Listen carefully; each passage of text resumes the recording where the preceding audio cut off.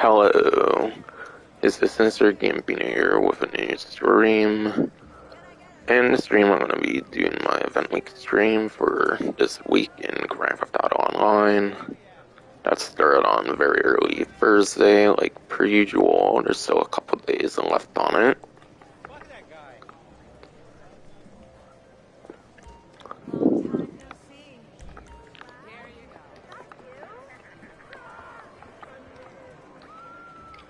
Podium vehicle, I'm pretty sure, by the way, for the week is the Ocelot Jugular.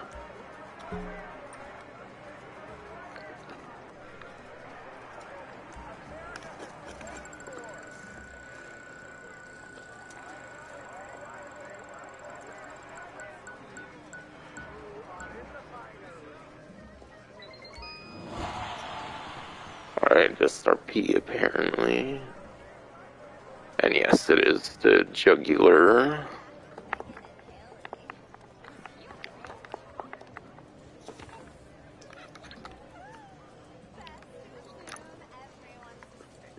And yeah, since I'm on this website, since I gotta go over the Jugular here anyways, the new Nagasaki Shinobi here is the brand new motorcycle vehicle released.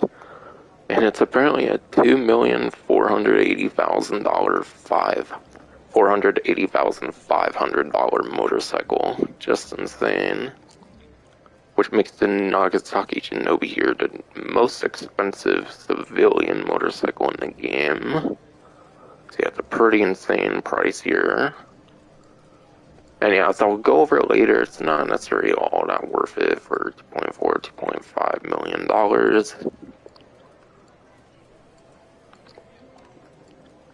Little preview at some discounts as well here.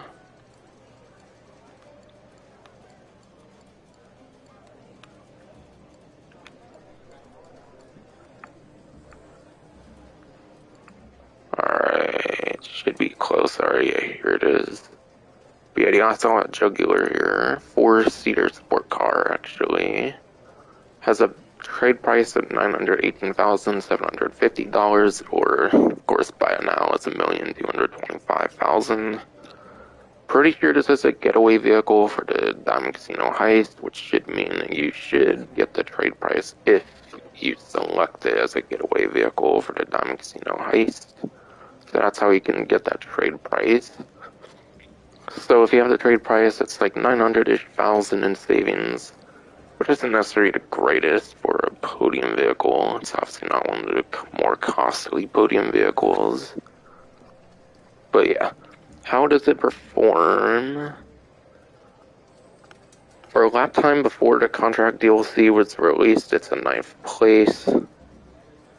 Though I think the Comet S2 Cabrio has a pretty horrible lap time, so I do still think this is 9th place for lap time, going off of roughly 1322 spreadsheet I typically use.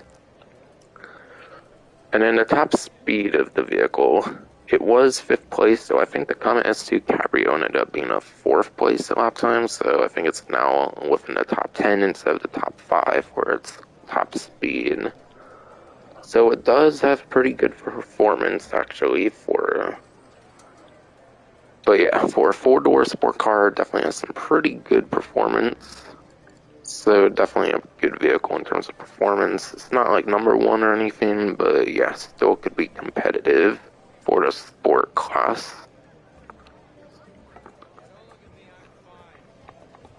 And it's also a retro vehicle, I'm pretty certain, from the very first Grand Theft Auto game. So that's a pretty cool fun fact about that.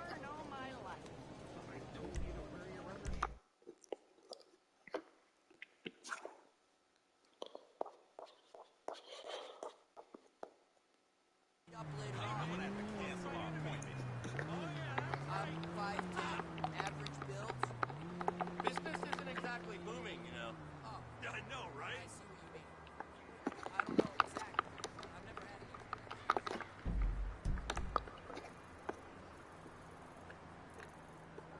But yeah, now to go over the time trial and then the RC Bandito time trial as well here. Wherever they are. That's the RC. Okay, I see both of them now. Alright. time trial is Elburo Heights. But yeah, wouldn't really know where the destination goes to. I'm not going to go all the way to the time trial physically just to see where the destination is, but yeah. 2 minutes, 10 seconds. I'm going to assume that means it goes somewhere up here or something, so I don't know, there could be some good top speed in this one, but yeah, could also be good for a lap time, because most race kind of things are good for a lap time, and when there's a lot of turns and whatnot. But yeah, I'll talk a little bit about the time trial this time, because yeah, the new Nagasaki Shinobi motorcycles are typically the better vehicles used for time trials, that way you can like kind of avoid oncoming vehicles and whatnot, because obviously for a time trial the traffic is not disabled. But yeah, the new Nagasaki Shinobi, from what I saw from Bruffy 1322, is actually a third place lap time, which is pretty decent, I would say, for a lap time at least. So yeah, the Shinobi has the number 3 lap time from what I saw from Bruffy 1322. So that does mean the Jotaro and then the Hakuchou Drag apparently are still better for lap time than the Shinobi for going around corners and stuff. And then I also saw it's a 7th place top speed for the Nagasaki Shinobi, which is again the new $2.4, $2.5 million motorcycle. So unfortunately, no, I would not say the Nagasaki Shinobi is a new, like, good time trial vehicle. You are still better off with Body 801, I would say. I would still say Body 801 is the best average performance of a motorcycle in the game currently. And that's like 10,000, 9,000, 8,000, maybe like 15,000 at most. So it's very low cost and also kind of best, like, average performing motorcycle in a, like, racing kind of situation when it comes to civilian vehicles. So unfortunately, the Shinobi's not really breaking much of any new ground for the almost $2.5 million price tag, going off of Bruffy 1322 from what I saw on his YouTube. So yeah, Body 801 is still kind of king, I would say, for the time trials. Hell, even the Hakuchou Drag, that's a 2nd place top. I think that's a 2nd place lap time for the Hakuchou Drag and 6th place top speed, I believe, for the Hakuchou Drag, which wasn't really overtaken anywhere by the new Shinobi. So really, the Hakuchou Drag or the Body 801 are kind of best average options, apparently, for these time trials. So yeah, the new Nagasaki Shinobi, not great for the time trials, unfortunately. And that's the advice for the regular time trial, obviously, by the way. But yeah, and then RC Bandito time trial is a construction site too. And yeah, I haven't really done an RC Bandito time trial in forever, and like, I haven't done much of a guide in forever either, because it wasn't really the most fun thing to make necessarily, but yeah. For a guide, I would probably recommend GT Men. He's a YouTuber that seems to do these time trial guides. Has like a couple 100,000 subscribers, so I imagine they're pretty good. If you want some sort of guide on these different time trials, and possibly the pre-am race as well. Which for the class of the pre-am race, it's a supercar, so I think like for best lap time is the Proden MRS, and best top speed is the P Fister 811. For like the number 1s.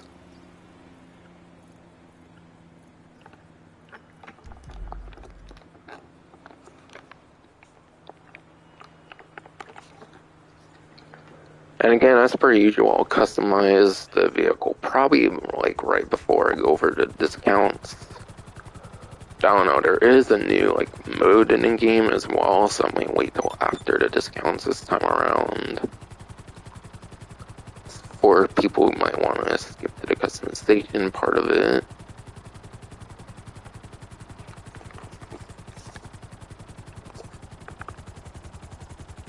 Alright, I have an icon on there, that might be an export vehicle.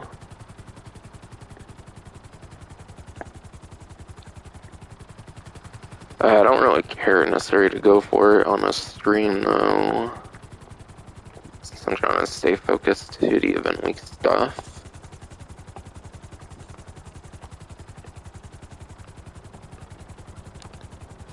So yeah, I'm going to be passing up on that, plus yeah, I'm not really in a rush to go for rank 192 and fucking car meet or anything for that, like, last delivery unlock or something.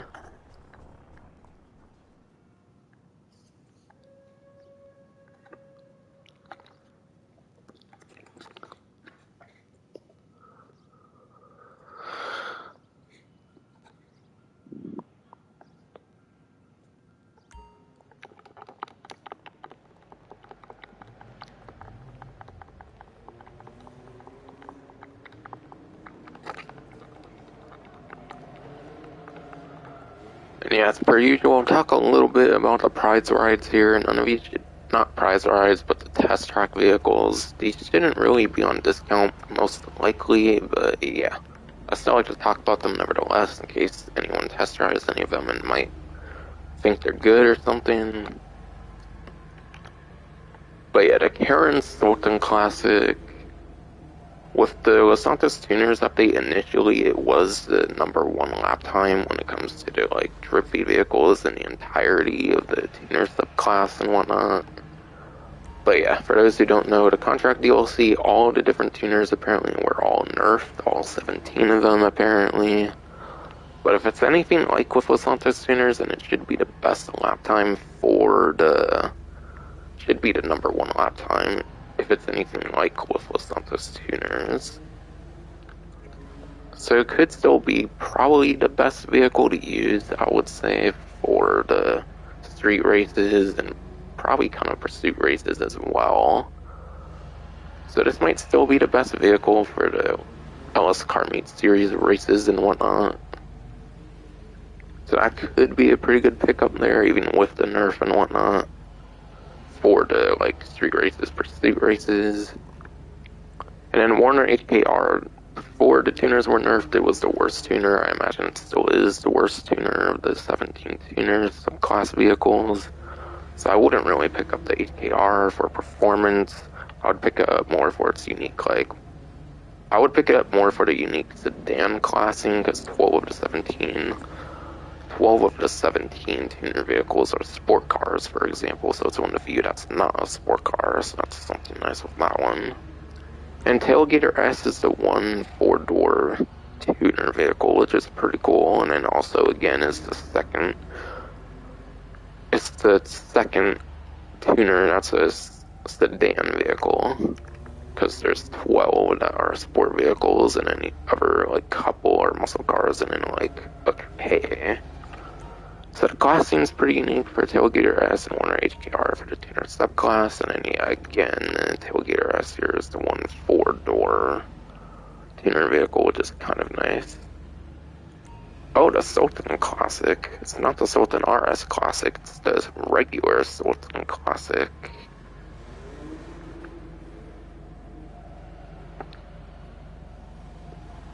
But yeah, I think that's the regular one from the Diamond Casino Heist, actually, not the RS Classic from the Tuners update. So that's not actually a tuner vehicle here.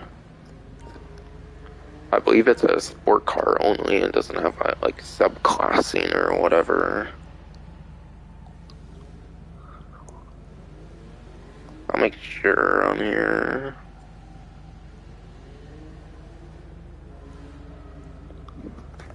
Alright.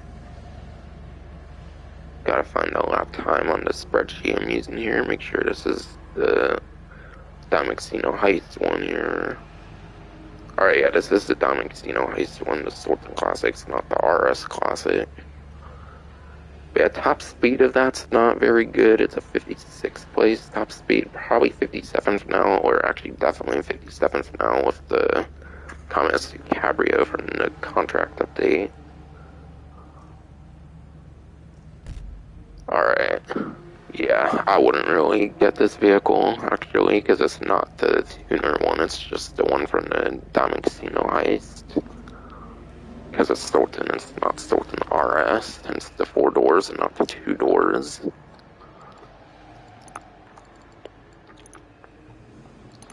Apparently I got a new reputation unlock here. So I'll see what I got, because I didn't really know it's the greatest here.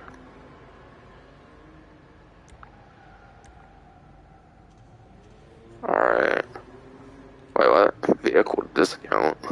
That's just a placeholder thing for sure. I'm pretty positive on that. So I guess that means I just didn't unlock anything pretty much then. Because that's definitely just a placeholder thing or something.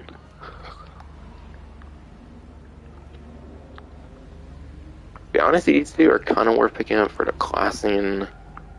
But I wouldn't really go with this one because it's not really good performance for the sport class and it's not tuners, so it's not. It will be used for street or pursuit races. Prize ride, on the other hand,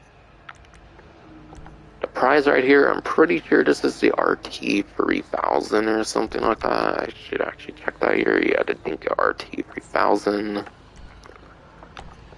And yeah, I don't recall anything that amazing with this vehicle, and yeah, the challenge, it's kind of impossible as of when I'm doing this stream right now, because it's only a couple of days left. But it was and still is placed top 2 for 5 days in a row. And that's for the Street Race Series, which has a minimum of 2 players, so if you really did want to go for that when it was first available, you could.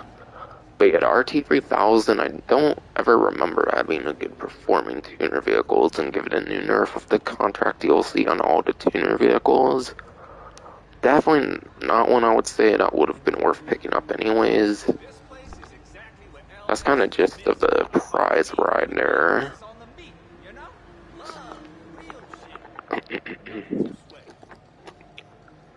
And now to see any, like, login rewards, like money opportunity kind of stuff here that I need to go over.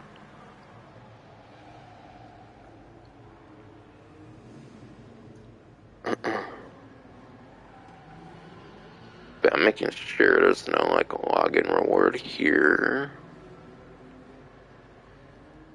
Alright, I see there's a money thing that can be obtained for Double Down. It's not the money opportunity itself, but it's a nice little bonus thing kind of.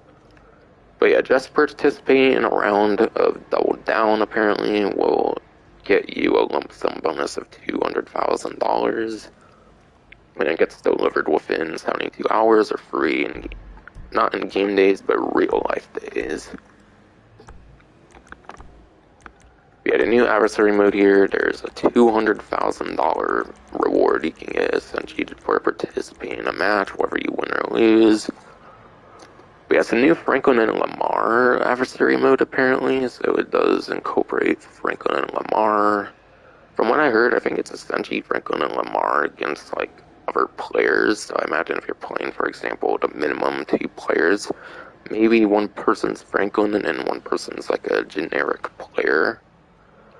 But I hear that basically Franklin and Lamar basically have better weaponry, and then the players are kind of like the more standard kind of gunmen, essentially, gun people, whatever, because it's not restricted to guys, obviously, but yeah, whatever.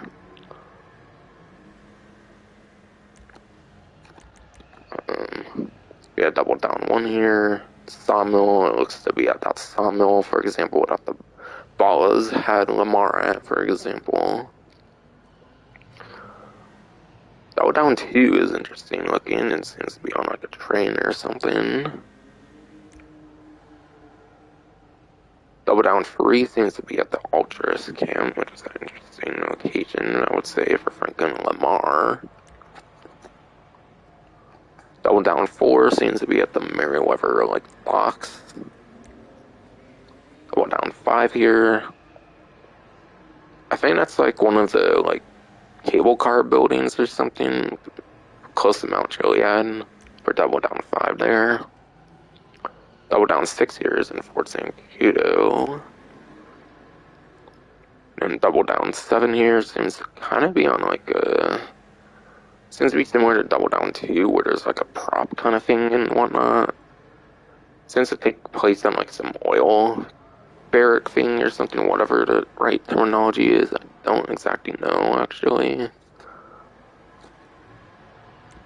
So it seems like one of the more interesting adversary modes, in my opinion, at least in terms of like a surface level understanding, because I've yet to play it.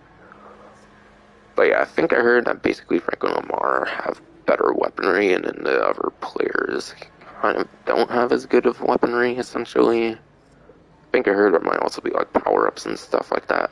Might be checking out at least one of the maps, maybe all 7 of them, depends on how easy I can find players and whatnot. But yeah, the new adversary mode here is a triple money in RP, which is nice for trying out for the first time. But yeah, being an adversary mode, don't expect a very good payout. You're going to basically want to play the adversary mode for fun. You're not really going to want to play it for money. It's definitely a better money opportunity, I would say, than Double Down for this week. So really, I would just play it for fun. Because maybe at most you'll make like 100-ish to like 200-ish thousand, depending on like how many rounds there are and whatnot. And if you like win them all and whatnot.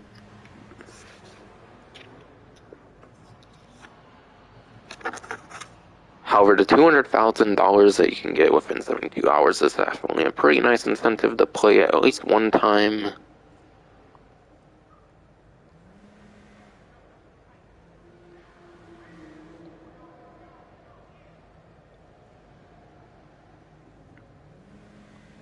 And yeah, making sure still that there's no like clothing like rewards or anything before I go into more money opportunities here.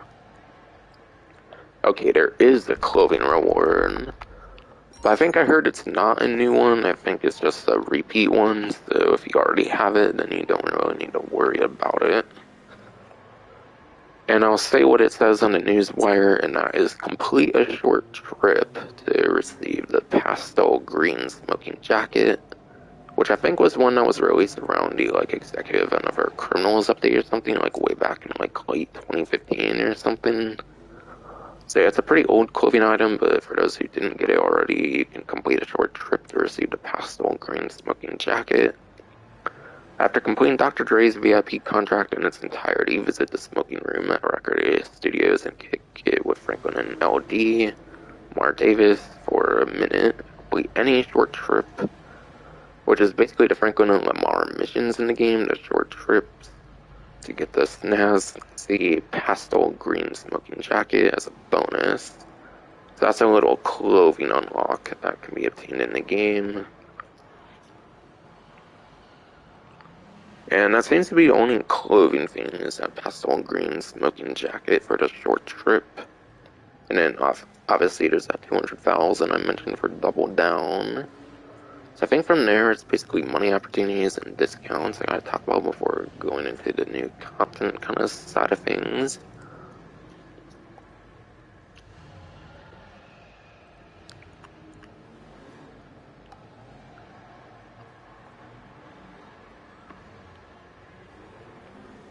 Alright. This one I'm not gonna have the best time explaining because I simply haven't played it yet, because yeah, fucking virus and shit, I actually got it. Might still have it, essentially. Not as bad anymore. But yeah. I'll use this little icon here again, I guess, as my little way of showing it off, because it's not the easiest thing to show off, at least I'm not playing it yet, but yeah. That is 2 times money in RP on the High Society League finale, so one of the, like, Dr. Dre finale things has a 2 times money in RP thingy on it. So that's a little money opportunity. But yeah, the payout, I don't necessarily imagine it's not great compared to, like, a payphone hit or something, but yeah. That's a little something for the High Society League finale.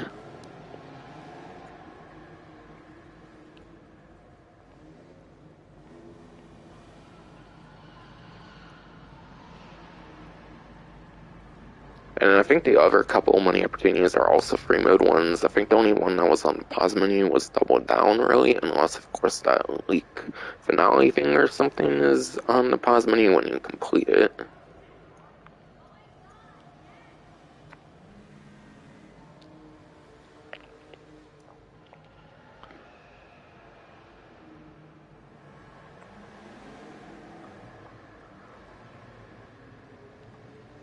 I'm gonna go outside for this one. I'm probably gonna, like, show off one of them as well to have some gameplay to go along with it.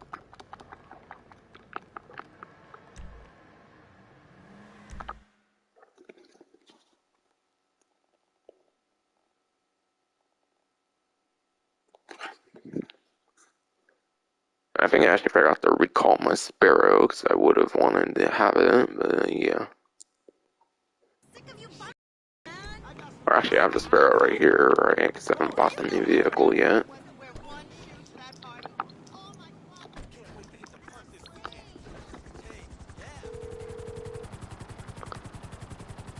Hey, partner. But yeah, I would say this is probably the best money opportunity here, and that is 2 times money RP on the payphone hits. Alright, shit, let me make a few calls.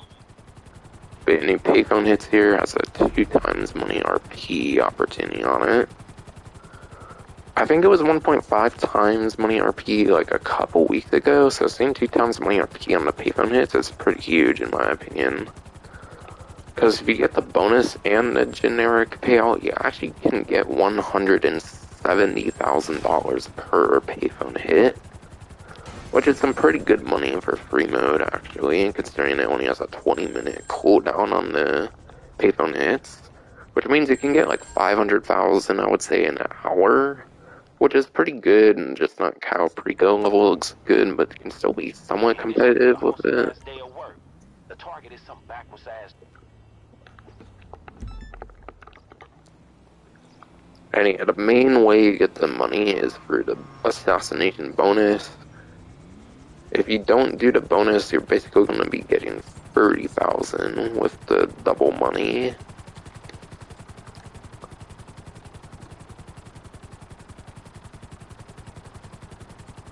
But I think I got the one here where it's traditionally at the golf club. Alright, collect golfing equipment and take out target with a golf club. Okay, I got a pretty easy one this time. Some are definitely easier than others. Some of them can be kind of a pain in the ass for these different assassination bonuses. Also depend on which, like, different, like, people hit you get in the first place. Obviously, I could just blow them up right there, but that would void the bonus thing. For this example here. But obviously, for this one, you go to the golf club and then you collect the clothing typically.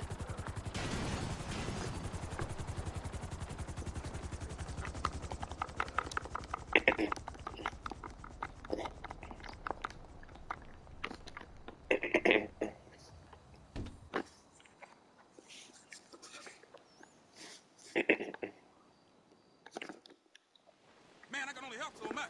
There's a time when I gotta stick back and let them cope with a few brain cells they've left. Alright, just gotta take them out now with the golf club. Pretty easy from there. Hardest part was obviously basically getting the outfit.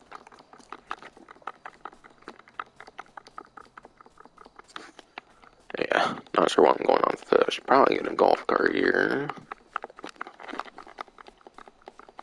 Because you don't get paid off of time, you just get like the bonus payout and then like the regular payout.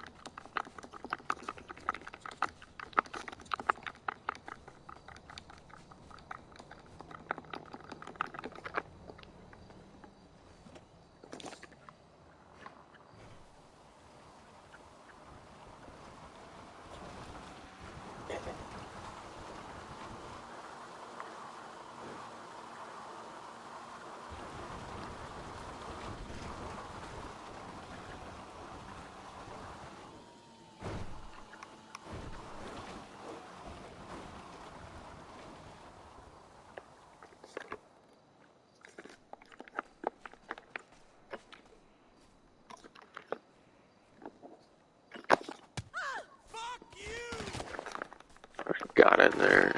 I may look old to you, but I ain't no slouch. Drop the fire off, now.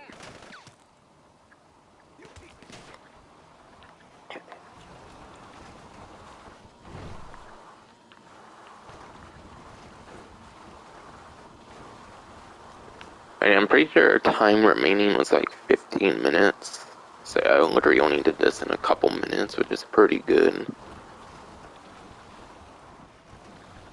So I think these are somewhat definitely worth the time, not compared to Cow Perico Heist, obviously, even on this double money, but yeah. Especially considering you can only normally do 3 per hour, essentially. Because of the 20-minute cooldown, it can essentially just do 3 per hour, normally at least. Like, legitimately, not using any sort of like trick thing or anything.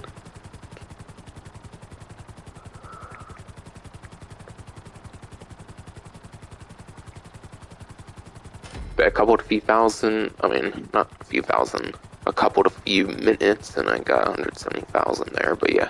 If you don't get that bonus, you're only getting a measly 30,000, which is kind of equivalent to like a client job, and then yeah.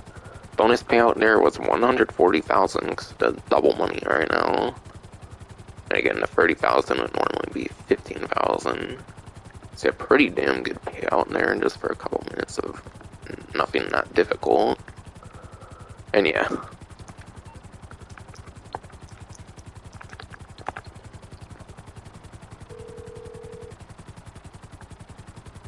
Yo, what you need? And yeah, cooldown's basically 20 minutes there.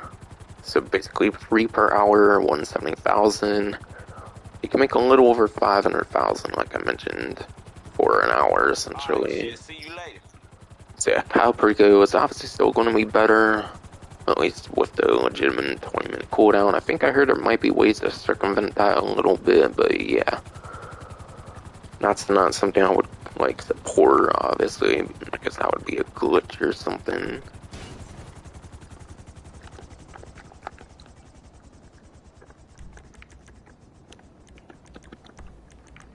Hey, see you at Max. I guess I'll wear this for a bit, why not?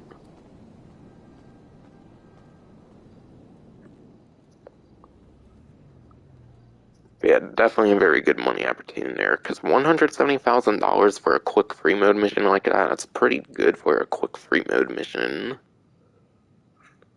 It's not like how Preco Heist where you're like building something up for like a whole hour and then you finally get the payout. So I guess for a quick free mode thing, that's a pretty good payout.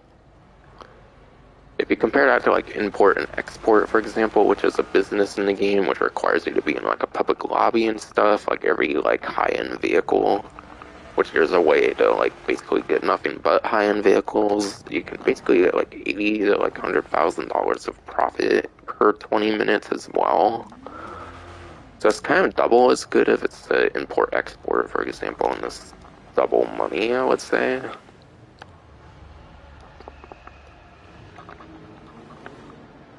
So yeah, that just goes to show how good the money making is that it's like double as good as it's double as good compared to import and export on normal money currently.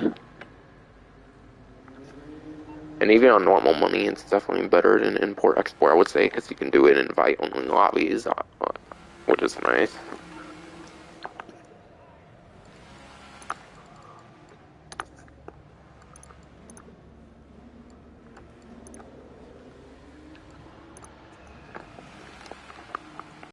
You want to just stick into free mode, don't want to go into different lobbies and stuff, definitely a very good opportunity there.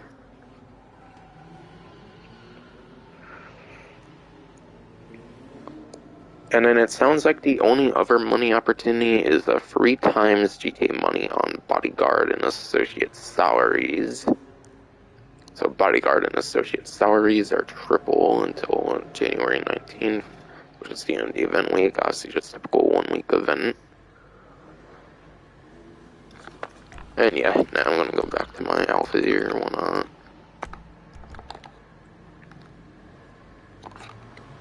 But yeah, triple on the associate bodyguard, like salaries, whatever, that's not really that great. I think it maxes out at like $10,000 if you work for your CO for a while. I think it starts at like 5,000. So the starting like salary would be 15,000, being a like CO associate, I think, and then it maxes out at, I want to say 30,000 because I think it normally maxes out at 10,000. So yeah, making 30,000 for like a certain set amount of time, just helping your CO and stuff, is definitely somewhat okay, I guess. But yeah, it's obviously nothing good compared to payphone hits, as I shown off, where you can basically make like 500,000 per hour just in free mode in invite-only lobbies. And obviously in the 20 minutes you can combine other things like the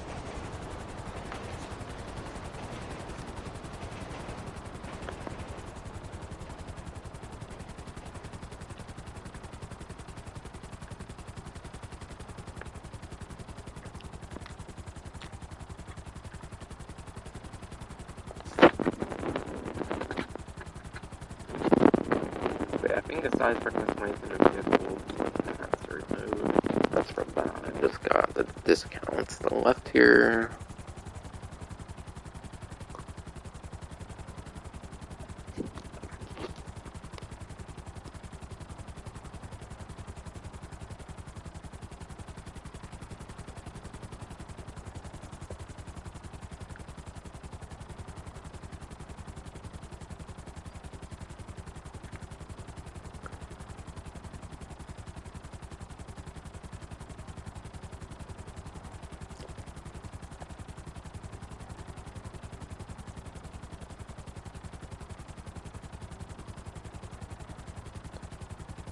Alright, yeah, basically just got discounts aside for the new vehicle and then doubled down.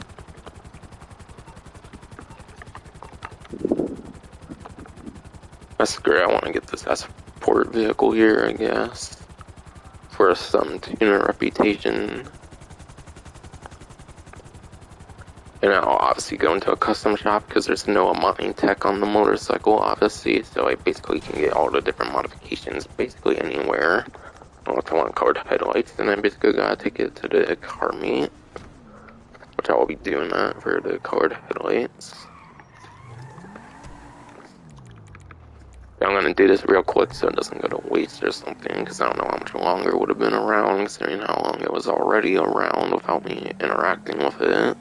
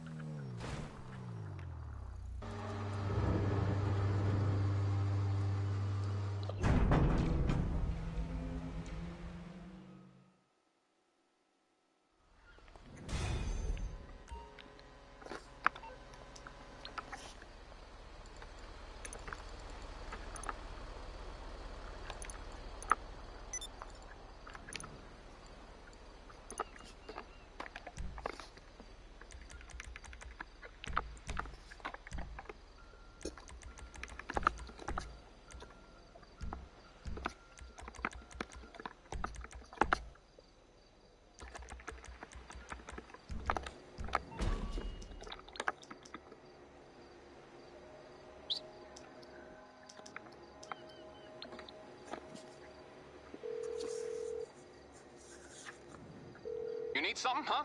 One of your rides? Let me know. It's on the way.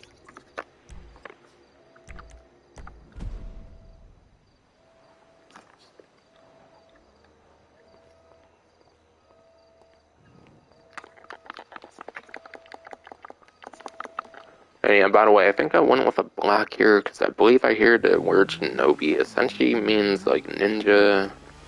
And yeah, I'm pretty sure I basically knew that before this vehicle came out, obviously. So that's why I went a black, and I might go some red and whatnot as well if there's a secondary color at all. But yeah, as I mentioned already, with the performance, when it's fully customized and stuff, apparently it's only a 3rd place lap time and a 7th place top speed. So it's definitely not worth it, almost $2.5 million price tag. And as I mentioned earlier, when going over the time trial, you are actually better off with a Hakuchou drag, which is like 800, 900,000, or even a Bandito one, which is like 15,000 at most for the stock vehicle, not counting performance upgrades and stuff, which wouldn't necessarily increase those prices all that much. Because those ones you can get in like 1 Cayo Perico heist, for example, whereas this one might take like 2 or 3 Cayo Perico heists.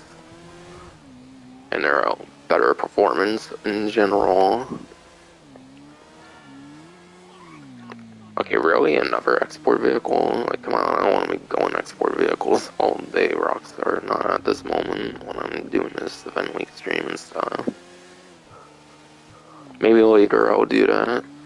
Again. I want to start customizing this, quite frankly.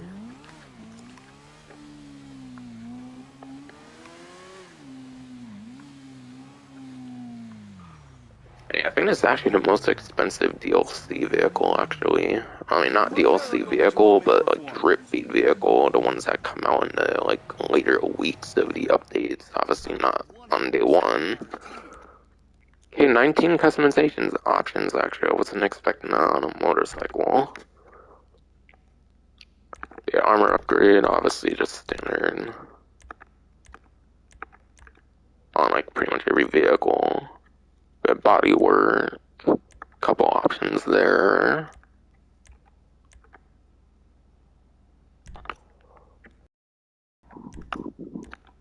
Holy hell, this has super brakes. Jeez, man. Not every vehicle has super brakes, and it's pretty interesting. I know for a fact every vehicle doesn't have a $60,000 brake option, so yeah, that's definitely pretty interesting.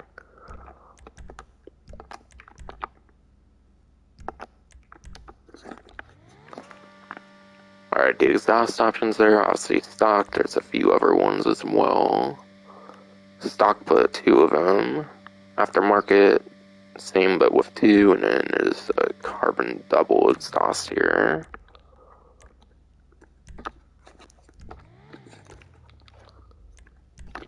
Fairing here, a couple options.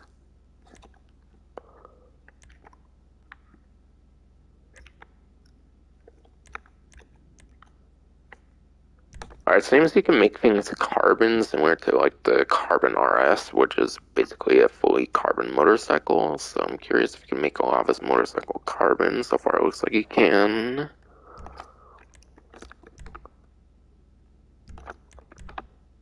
A couple and other mudguard options here. You can turn that over to secondary. There's a track one, and then again a carbon one. Alright, a couple fuel tanks, secondary, track and carbon again.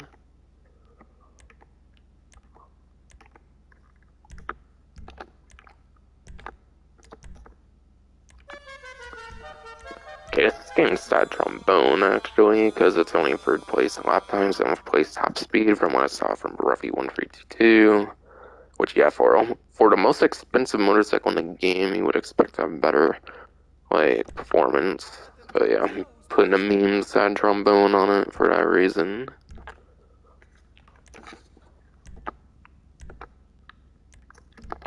And yeah, obviously being motorcycle, no neon lights for the underglow.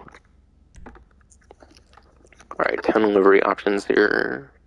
A Nagasaki Racer here. I think this one's actually quite a bit detailed. I thought it was going to be a pretty minimalistic one. This one's definitely more minimalistic in my opinion. And that would be the Black Shinobi one here. Nagasaki Racer makes it like blue and whatnot. I don't know, I don't think there's much of a minimalistic one so far compared to some other vehicles. Then again, it's a small motorcycle, so I guess all of these would look pretty detailed in a sense. Right, Street 1100. Nagasaki Gray. Probably one of the more simple ones. Junk alt here. Don't remember a regular junk on here, but okay. For why they're calling it all, because usually when they put all in, it has like a regular version as well. Shinobi handstand. Princess Robot Bubblegum. Ooh, I guess like a whole design there, and that's a pretty detailed one there. Waifu anime livery there. Hunting camo. Ooh, a hunting camo on a motorcycle, and that's pretty cool. I don't know if they've really done that one before on a motorcycle. And paint art 1100.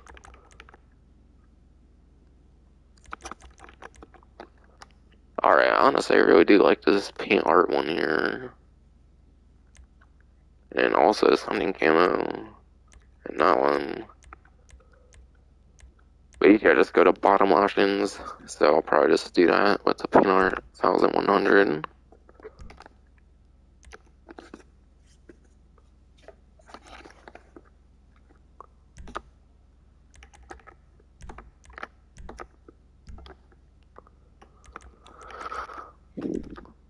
Alright, it has a primary, a secondary, and then crew, pretty standard options. Random bot comments return, apparently, as well.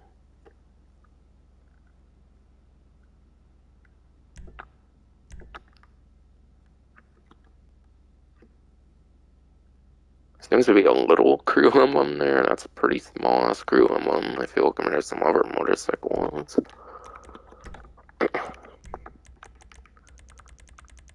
Okay, there is still some color, it looks like. And I think I'm noticing some color changes. I don't know, there doesn't seem to be too much changing with it, but it does seem to change a little bit. Again, I did use a lot of carbon options though, which might get rid of a lot of coloring.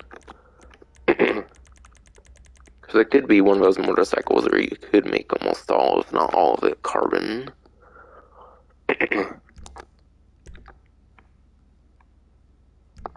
Starts on a carbon black, I might make it to matte black, why not? You know, there doesn't really seem to be much of a difference with what I went for.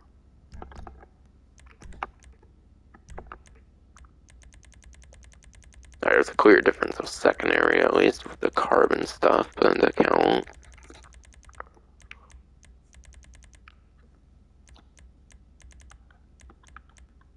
Okay, I want matte on the primary, so I guess I'll do that with secondary here.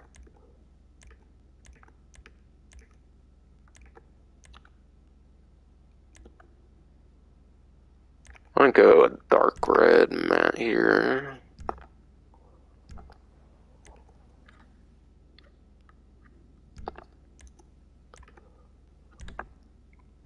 Alright, this has super transmission, which again isn't typical, similar to the super brakes. Those are only on like a select bunch of vehicles essentially in the game. Because a lot of vehicles max out their race transmission or the like $35,000 brake, for example, and most vehicles don't have like the 60,000 brakes and like 50,000 transmission. So we'll have to spend a little bit more for those max upgrades.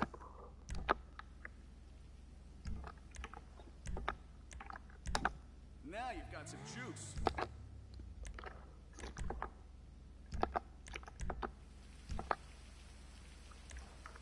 And yeah, finally made it over to wheels here, which is obviously just typical customization here.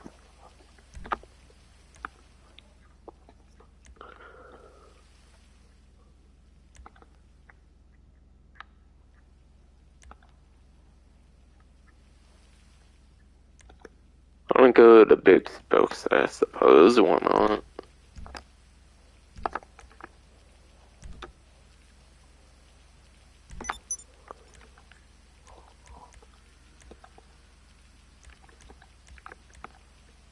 That's a beauty right there.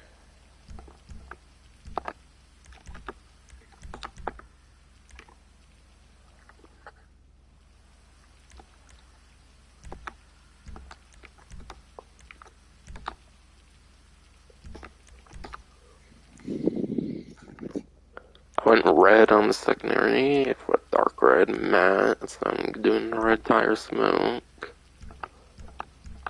And I'll probably do red colored headlights.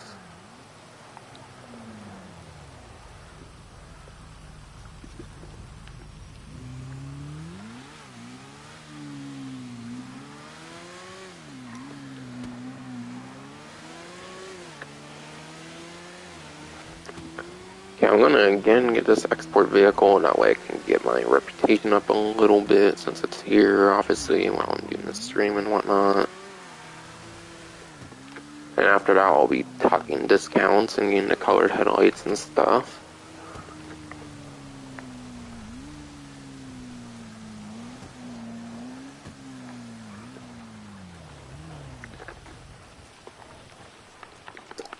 And at the end of the stream, I should be trying to play double down the adversary mode.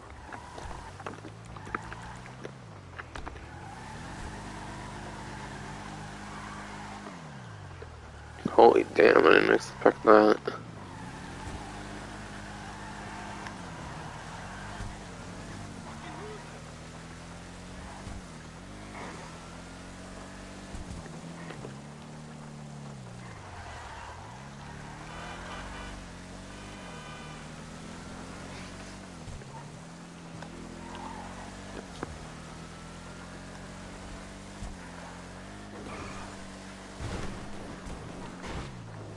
Holy hell.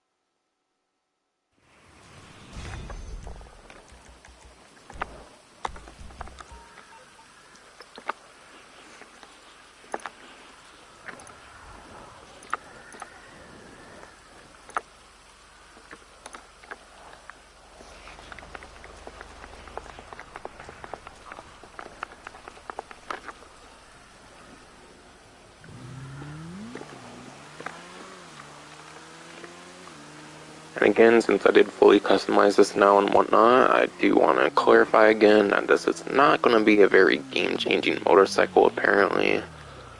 Like I mentioned, I watched Roughly 1322, and yeah, it's a third place lap time, which does put the Body 801 out of a third place lap time now, so it's now a top 5 for the Body 801. And then it's also 7th place top speed, which is within top 10 territory. So yeah, its performance isn't great for almost $2.5 million motorcycle, which is now the most expensive civilian motorcycle in the game. Even more than Nagasaki Racer, which was previously the most expensive civilian motorcycle by a couple $100,000 more.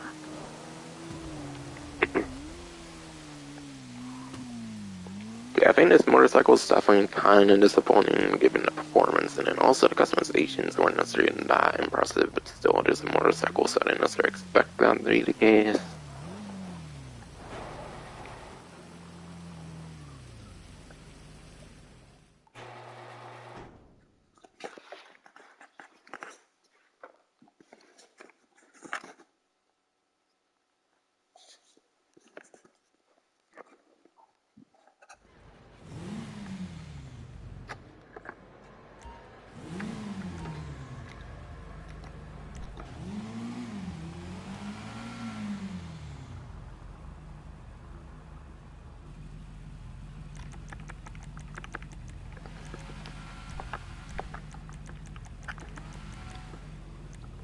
Again, I want that dark red secondary, so let me go into red colored headlights here.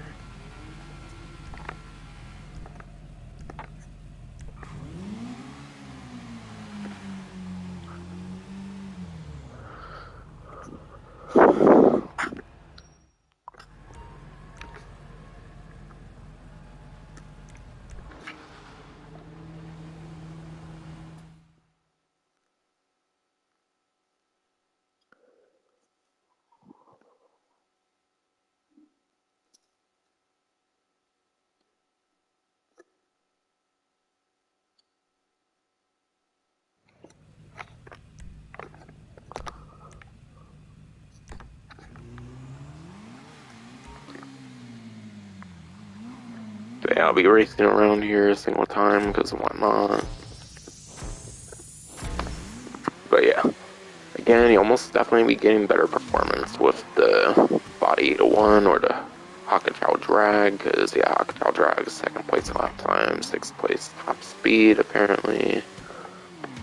And yeah, Body 801 is now a 4th place lap time and 3rd place top speed, respectively, for example. So yeah, Body 801, Hakuchou Drag, those are still a couple better options than this. Even when this is like almost 2.5 million. Obviously, I know price doesn't always mean performance, but I'm just saying it's not a good motorcycle from what I'm hearing.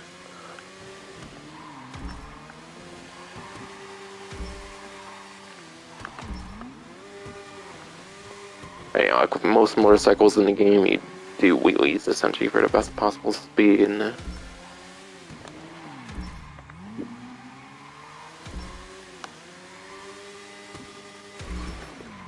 Probably could have got under a minute, I imagine, or... And yeah, obviously this isn't really the greatest test in a racing situation, I just kind of do it for fun and whatnot.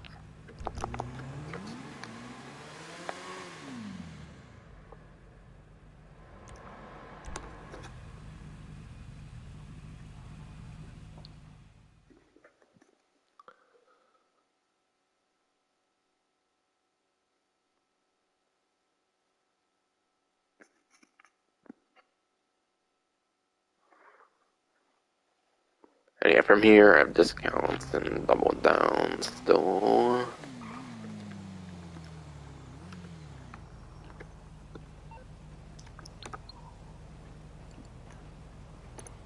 But I think the new agency property actually has discounts right now. And I think it's 25% off the property and then renovations, if I recall.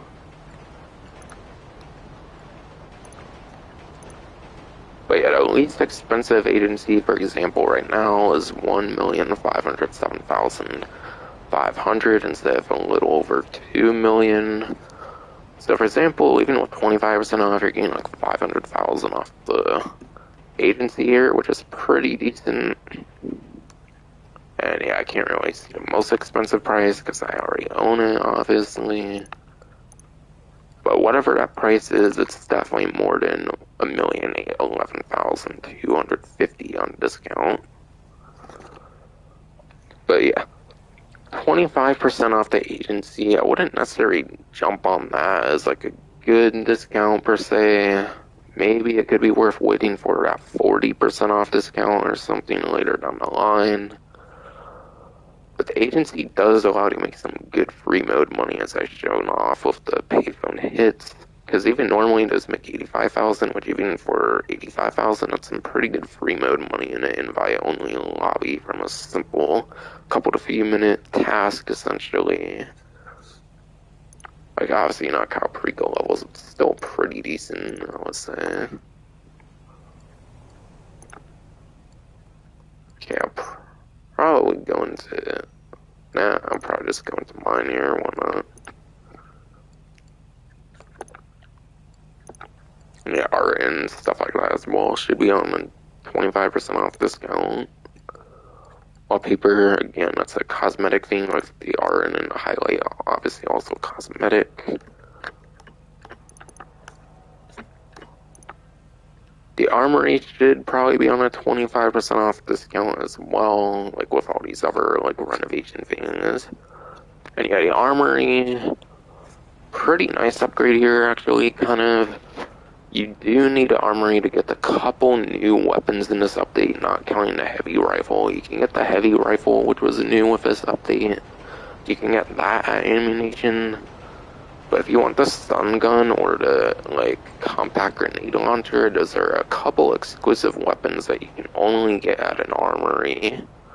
So that's a nice incentive of getting the armory. You can get a couple, like, pretty exclusive weapons. But honestly, though, the stun gun and the compact grenade launcher, the compact EMP launcher, they're not really that great, unfortunately. The stun gun, for example, compared to single player, it takes like 12 or like 15 seconds to get the stun gun fully recharged. Because obviously, if it was as fast as story mode, you could probably stun lock people, and then they would basically have to like close their application or something like that entirely. If they were to just be stun locked forever and ever and ever or something, because people would definitely do that, surely. If it were like the single player. So yeah, the stun gun is significantly nerfed, so I wouldn't really get it too much for the stun gun. And yeah, the compact EMP launcher is basically a compact grenade launcher reskin with EMP grenades. And yeah, good luck hitting much of anything with a like small grenade. Like if they were like airburst kind of things and were to up an atomizer, then yeah, it would be pretty good for the compact EMP launcher, but it's really not that great. Like, it seemed like it would be pretty hype when they first revealed the compact EMP launcher, but yeah, I don't know, it's kind of useless compared to what was initially perceived, essentially. And yeah, the lucky thing is you don't need to buy your own armory to get those weapons. If you have a friend with an armory, you can just go to their armory to get the compact EMP launcher and the stun gun if you really want to. But yeah, for the exclusive weapons, not that great. However, though, you can get body armor in the armory, I believe, which makes it kind of a portable ammunition, essentially. But yeah, you used to have to kind of go to the ammunition, or you could buy, like, one thing of armor on, like, a lobby screen, for example. But yeah, the convenience of being able to buy body armor in the agency, that's definitely a huge plus. So I think for that reason alone, I would get the armory, and plus you can get all those, plus you can get all the different, like, ammunition, like, weaponry, and you can also use like the Mark II kind of stuff as well in the armory, so you can get like Mark II ammo and stuff as well. So yeah, the armory is definitely pretty good, even though it's like exclusive stuff really isn't that good, but the stuff you can do in there aside for that is pretty good.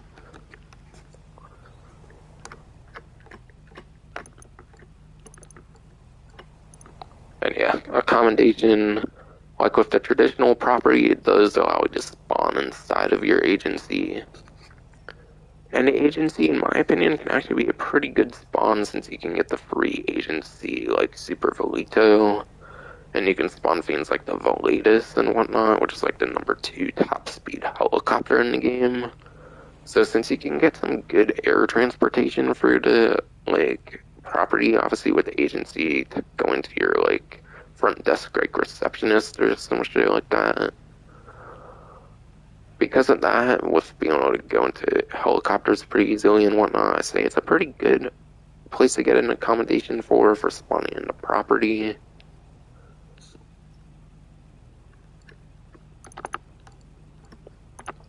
And then, yeah, the vehicle workshop. This is actually the only vehicle workshop where you can do the Amani tech upgrades for a few of the new vehicles, like the Patriot Mil-Spec, the Champion, the Deity. And then there's a couple other ones as well that I'm not going to really bother to mention, but yeah, there's definitely exclusive modifications that you can get for certain vehicles. You need this vehicle workshop for the machine guns, the slick mines, the like homing missile lock-on jammer, and then like the RC personal like vehicle kind of thing that you can do on those new Amani Tech vehicles, and then also the armor that you can get on them as well.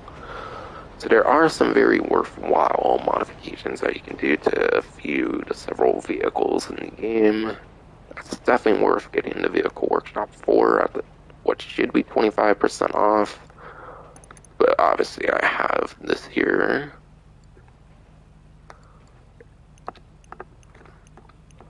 So in my opinion, it's definitely a pretty good discount, even though at only 25%.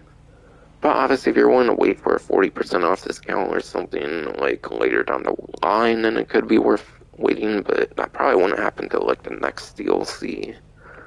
Definitely wouldn't happen till the next DLC, I would say. Most likely.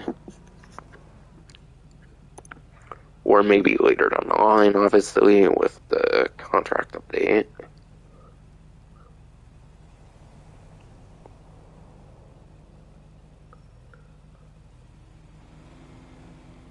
And then, yeah, those Amani Tech things I mentioned earlier, the missile lock-on jammers, and then the remote control unit upgrades apparently are 30% off. So the missile lock-on jammer, remote control unit, 30% off. That's a pretty good discount for 30% even. For some pretty new content, not even 25%, it's pretty good with 30%.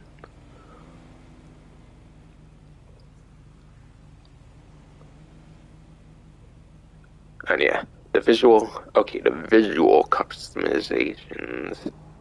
Alright, yeah, the visual customizations are 25% off for the agency property. So I guess you don't get the armory and stuff on discount, but it was worth talking about those nevertheless because of the agency being on a 25% off discount, so people knew like what you get and whatnot with you getting agency. But yeah, again, 30% off the missile lock-on jammers, remote control unit upgrades on agency business vehicles.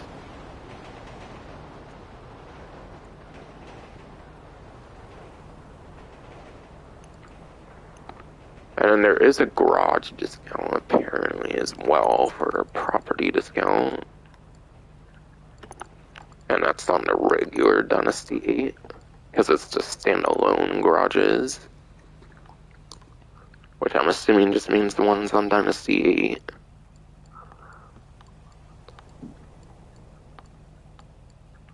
So obviously, like, these apartments aren't going to be on discount because it's only just standalone garages.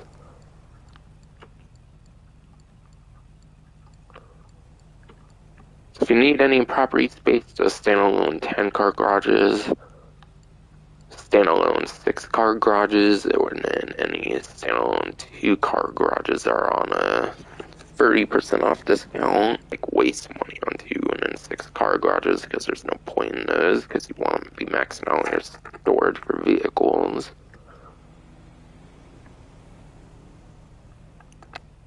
So pretty nice small little discount there.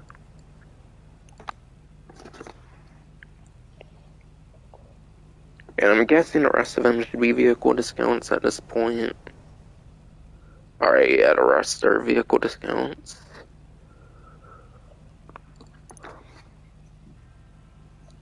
Gotta see what vehicles are on discount, so I know what website to go on here.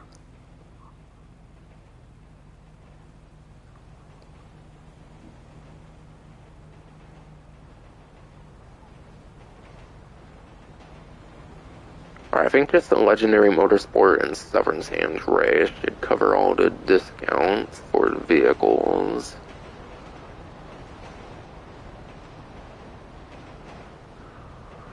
So I'll start off with Legendary here.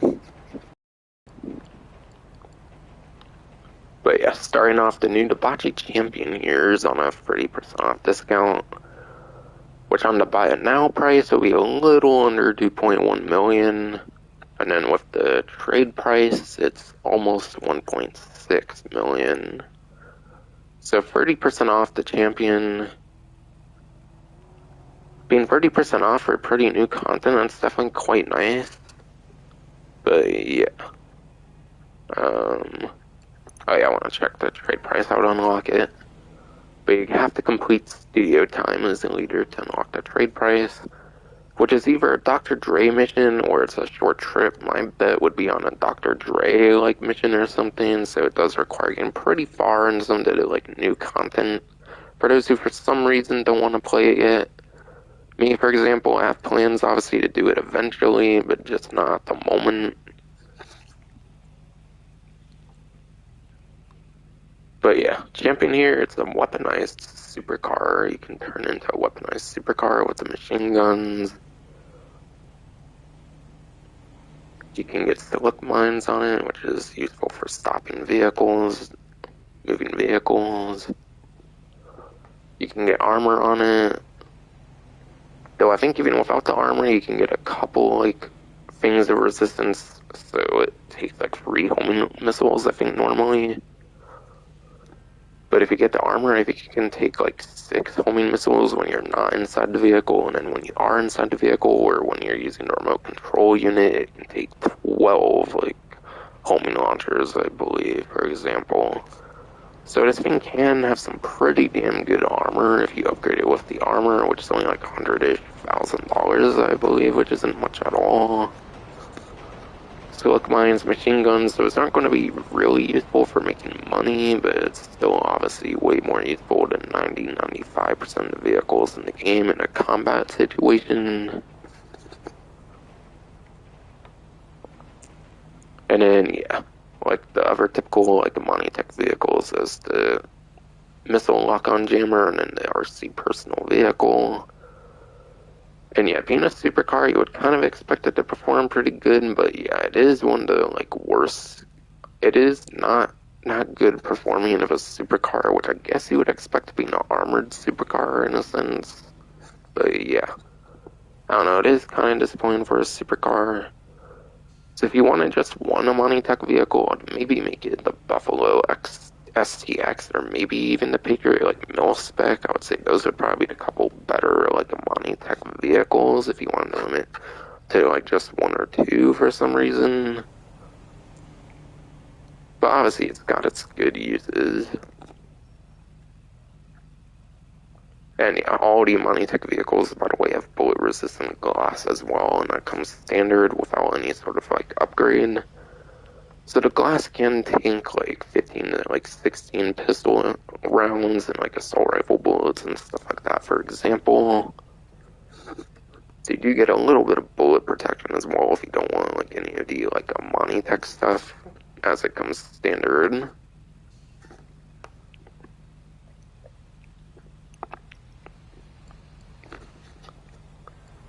So I said champion for the Monitech alone is definitely worth picking up. Even at a 30% off discount. But I would definitely see this one going on 40%, like, sometime, like, if another DLC comes out, obviously, which most likely will be happening, obviously, considering there's the expand enhanced and whatnot.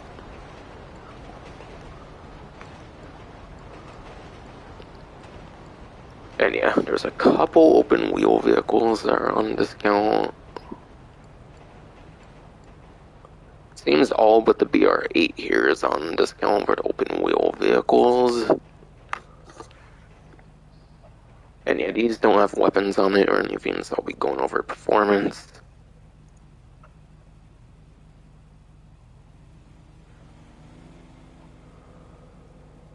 And yeah, open wheel, these vehicles are interesting because they have 3 different performances depending on, like, the builds you choose and whatnot.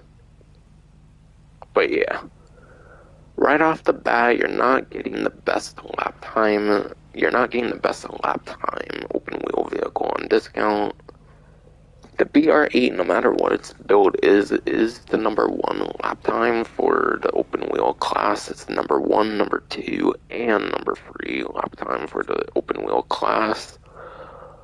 So you're not going to really get the best lap time option. Top speed, on the other hand, there's definitely some good top speed options for the open wheel class that are on discount right now. But yeah, the DR1 here, going off of roughly 152 spreadsheet here for lap time, the DR1 at best is a 6th place lap time on a mid downforce setup, 9th place lap time on a minimum downforce setup, and then 11th place lap time on a max downforce setup. And then again on roughly 152 spreadsheet here, the DR1 is actually able to be the #1 top speed open wheel vehicle if you have it on a minimum downforce setup. So this can be the #1 top speed option here, which is definitely quite nice. So it probably is the best of the open wheel vehicles here to pick up on discount right now. And then the DR1 is a 7th place top speed on a mid downforce setup, and then the DR1 is an 11th place top speed on a maximum downforce setup. PR4 here. The PR4 in terms of lap time is 4th place on a mid downforce setup, 5th place on a minimum downforce setup, and then it's 10th place on a maximum downforce setup for lap time for the open wheel class for those open wheel races. So this is the best lap time option that you can get on discount here, depending on the build you go for. Yeah, this is definitely the best one to pick up, depending on the build for that #1 top speed. The best lap time you'll probably get on discount, though, will definitely be the PR4. But yeah, if you want lap time, you're going to need to get this DR8, and it's not on discount like with the other 3 open wheel vehicles. And then, yeah, the R88 here sounds like the most disappointing of the vehicles here. And for lap time, the R88 is a 7th place for a mid downforce setup, a 8th place for a max downforce setup, and then a 12th place for a minimum downforce setup. And R88 will be a 3rd place top speed on a minimum downforce setup, apparently. An 8th place top speed on a mid downforce setup, and then a 10th place top speed on a max downforce setup. But yeah, I would say owning the DR1 would probably be worth picking up between these open wheel vehicles, unless you're huge on collecting open wheel vehicles. If you want to like literally collect them all for any reason, then yeah, these discounts can definitely be pretty nice for collecting them. But if you want to limit yourself to just one open wheel vehicle on discount, definitely make it the DR1, it sounds like, for top speed, because the lap time option here is still full price.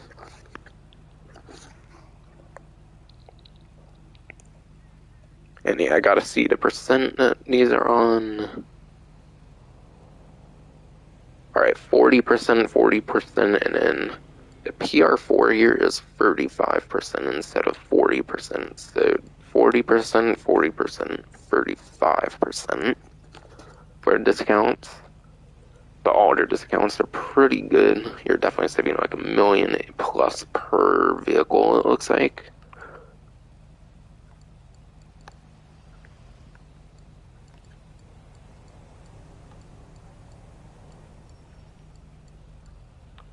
Alright, the Autarch here seems to be on discount instead of a little under 2 million, it's a little under 1.2 million. So you're getting like 700, 800 in savings here, 1,000. And yeah, it's a 40% discount. And Autarch is a supercar.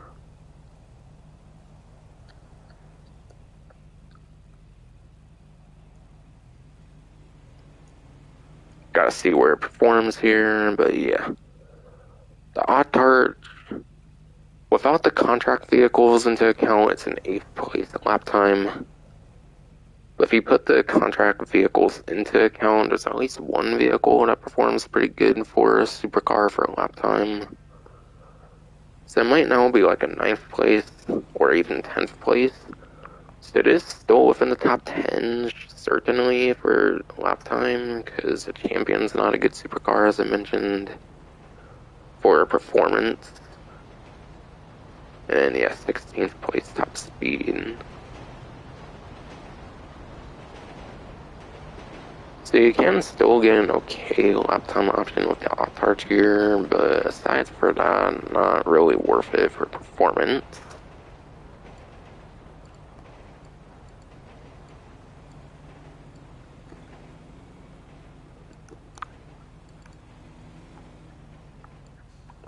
But yeah, that was all that was worth mentioning for the Autarch here, for performance.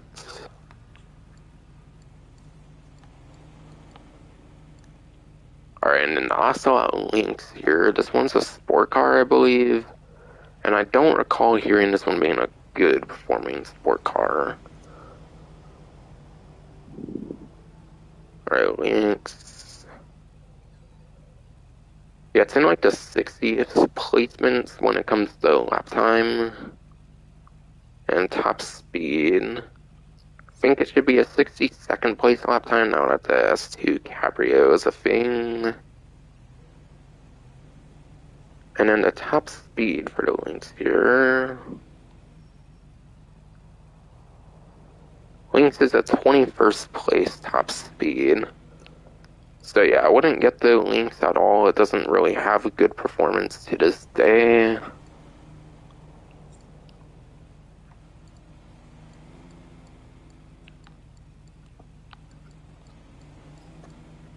And yeah, Chameleon's non-discount is switched up at the moment. It seems to conclude Legendary Motorsport discounts. And there should be a couple, it seems, on Southern. Pretty recent vehicle release here within the last, like, year. And that's the Karen Previonier.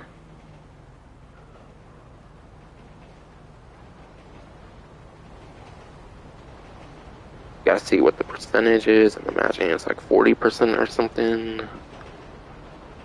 Alright, yeah. The Karen Previon is a 40% off discount on a trade price. Instead of being a little over 1.1, it's a little under 700,000.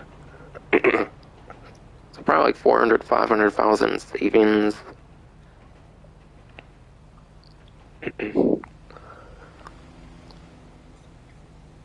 And yeah, as I mentioned, all the like tuner like vehicles in the game were like nerfed or whatever from the previous Dos Santos tuners update.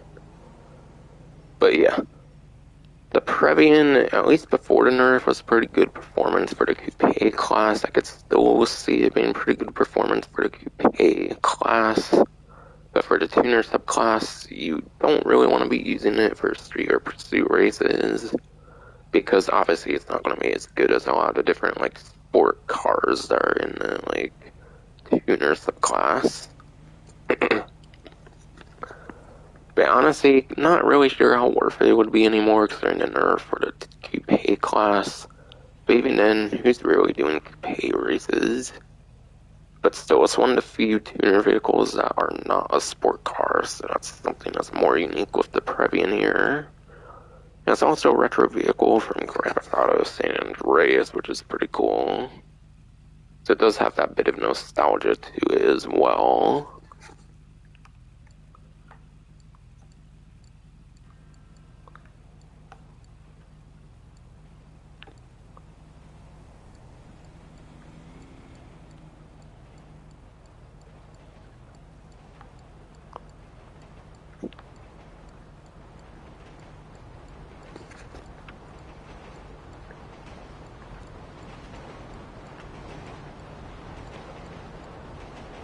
Alright, maybe the Previon's the only Severn discount, don't know.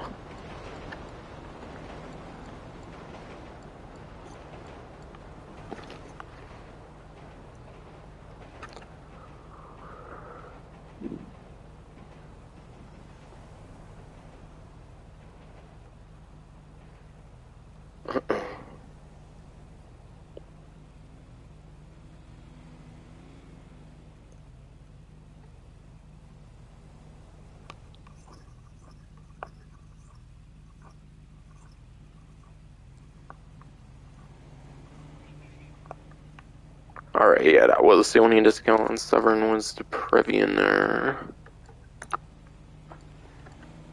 So yeah, this is the only Severn discount. All the other vehicle discounts are on Legendary.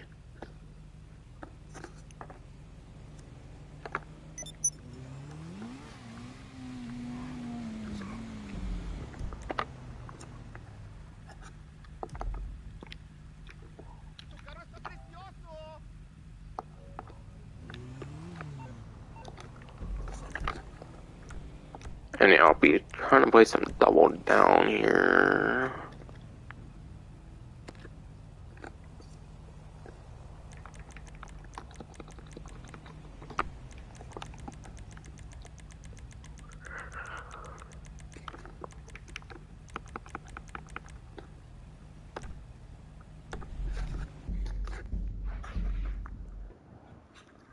And yeah, I'm on a sustain partial, that way I can lock on to things and stuff, because I feel being a game and all, might as well have fun with it.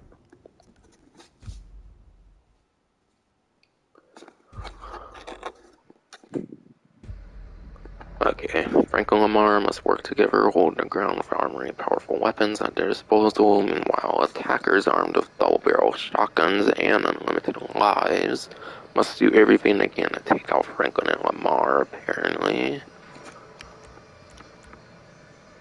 First to win can go up to 7, apparently, to... Probably just going to do one round. I try to play the different maps if I can.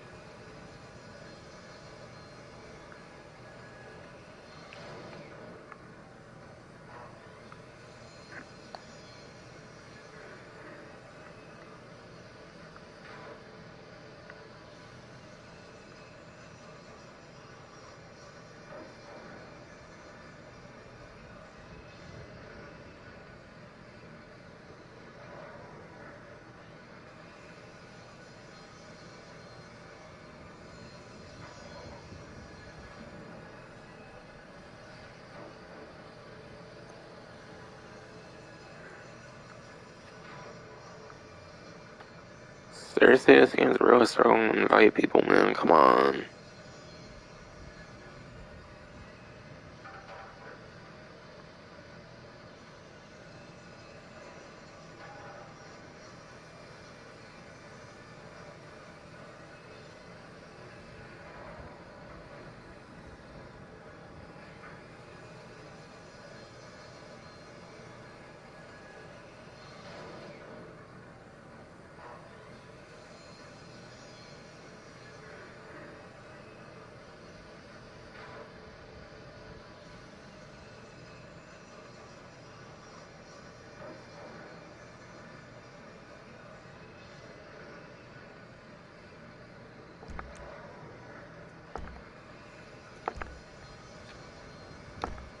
I'm gonna try again, I guess, here, because it doesn't want to fucking invite people that will actually join. And it also didn't take me to one that I wanted or something.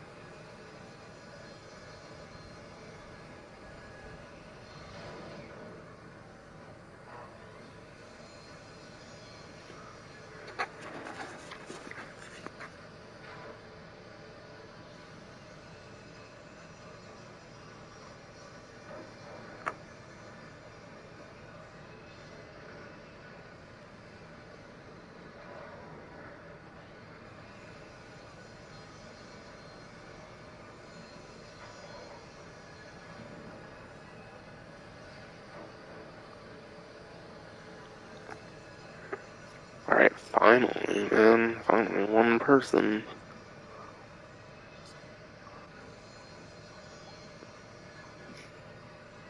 And watch me wait the whole minute and just leave or some shit. Cause I wanna wait this whole minute and see if other people join this shit.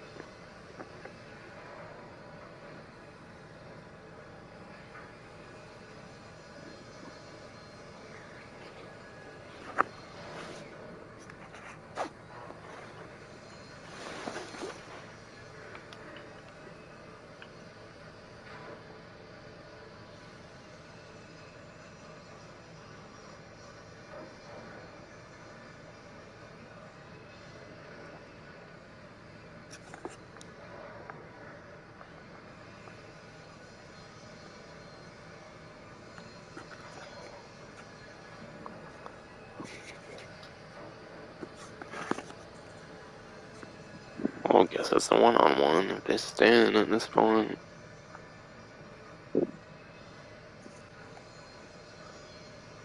Yeah, I was gonna extend when one joined in the first minute.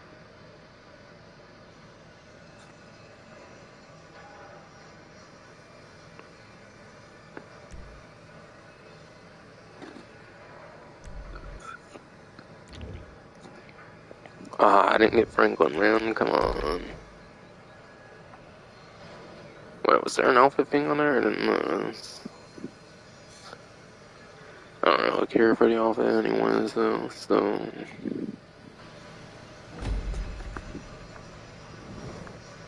Oh shit, slime bound, apparently. Take out the holdouts and what? Ah, I can't go in the vehicle, man, come on.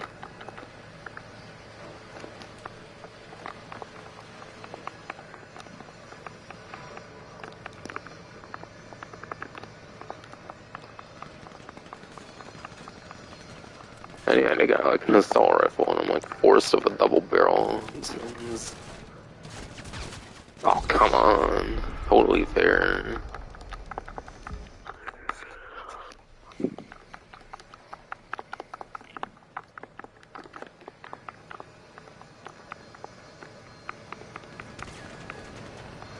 Oh, oh, oh.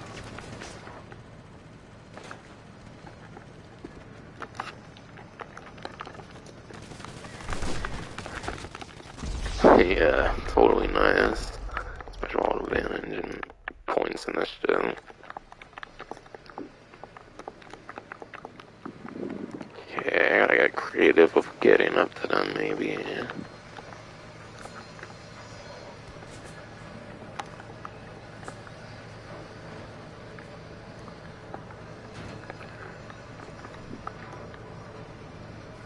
Oh, come on, no. Oh, man.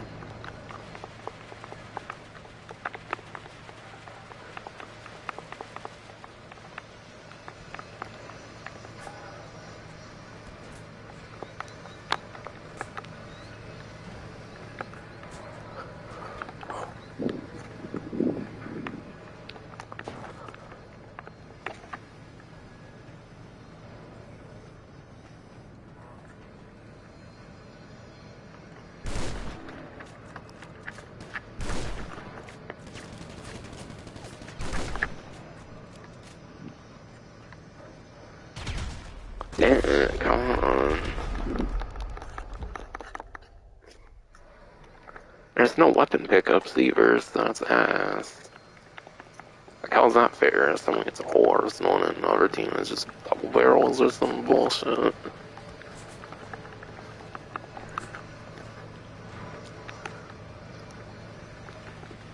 Oh, come on. Character can't even move right.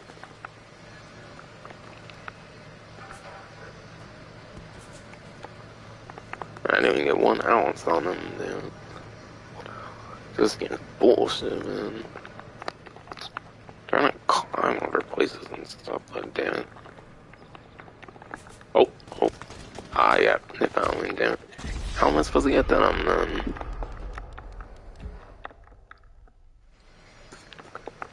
Fucking, I don't know how the fuck they get to their exact spot and shit.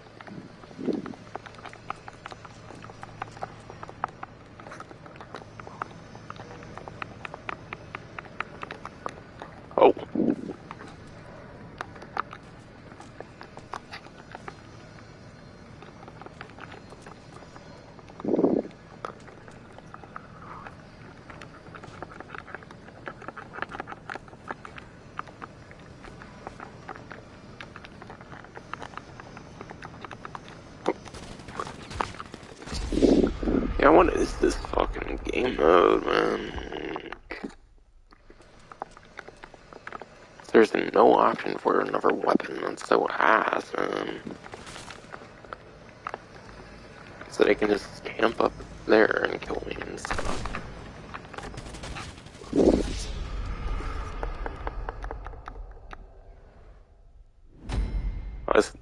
At least this one sucked. This map sucked ass.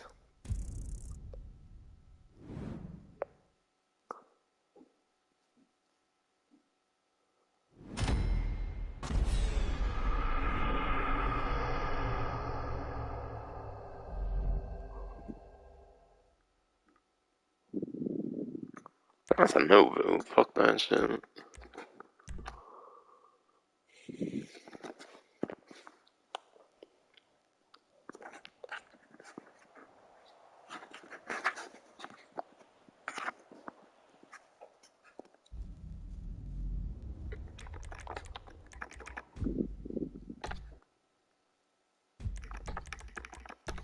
Hopefully this one will be better if it's on my train at least. Hopefully.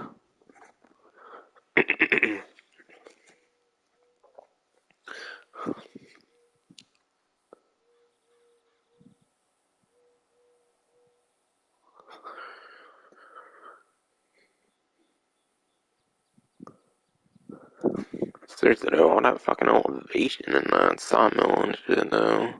When the game basically forces my ass to fucking have a fucking double barrel compared to that fucking assault rifle, damn it. Like, I totally don't see how that's fair, but whatever. At least in other adversary modes, you can at least get, like, other weapons, typically, but this shit, you're, like, forced with double barrels.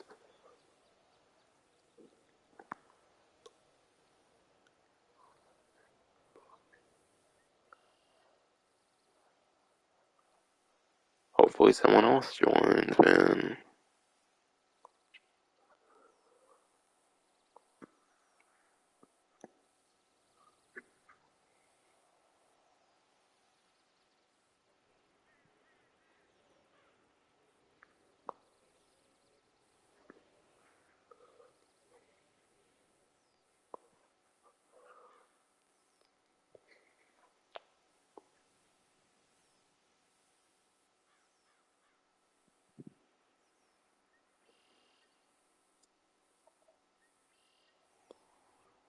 Alright.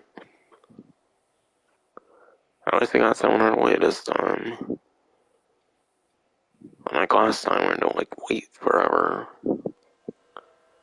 Maybe some joined because of the train, I don't know. Probably. Why do I always get the attacker, man? That's bullshit. Is host always the attacker, bro? Because that's ass, man.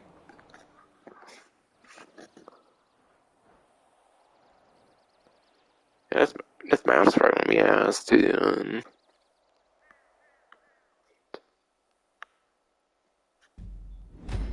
Oh, wow. Actually, lets me in the vehicle this time. Cool. If it's like having to use a dirt bike to get on a train, that'd be cool, because that'd be like a San Andreas reference there. What's this one has me on a fucking vehicle, though? Oh, shit, yeah, okay. Guess I'm going up here, then.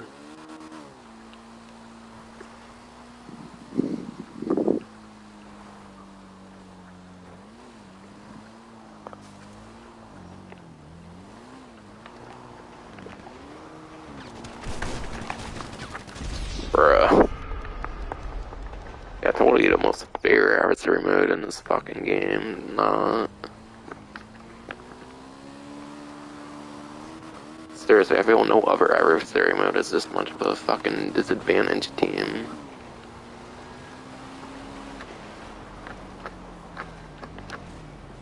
Come on.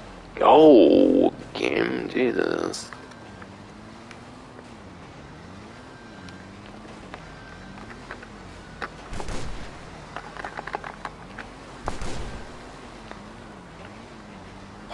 God.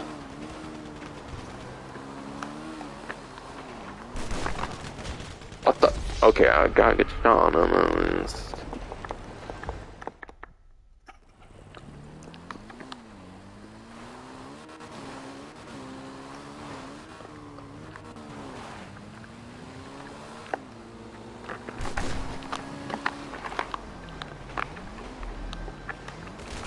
Oh, come on.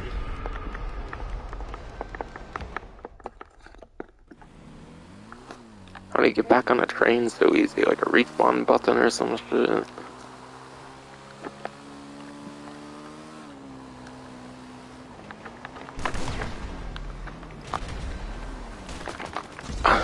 Yeah, that's totally fun. They only get...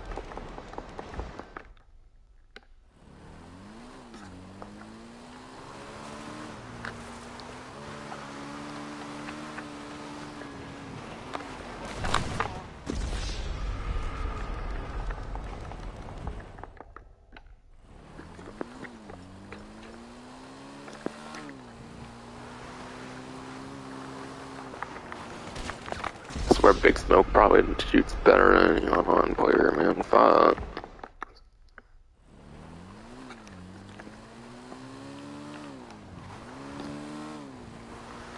Ain't gonna be better than CJ, that's for sure.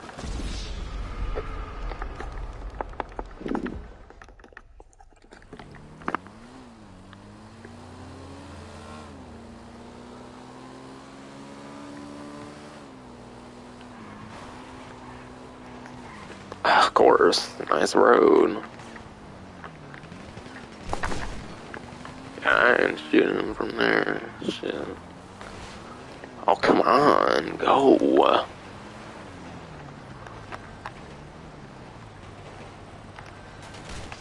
Yeah, that's totally fair. They can just keep fucking being covered there, whereas I get no cover at all. If anything, I get obstructions on my fucking path and shit all the time. Yeah, nice when I'm in air trying to get in the train.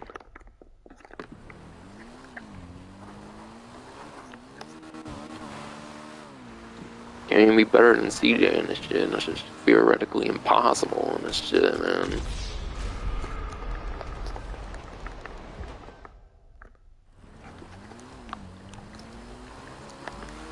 Game's probably not gonna let me even have Franklin ones, man.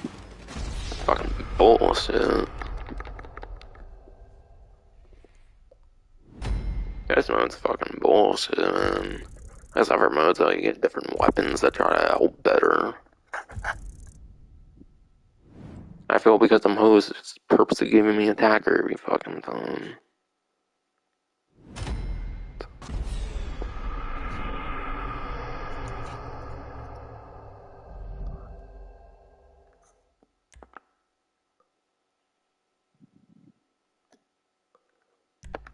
Of course, Franklin's gonna like.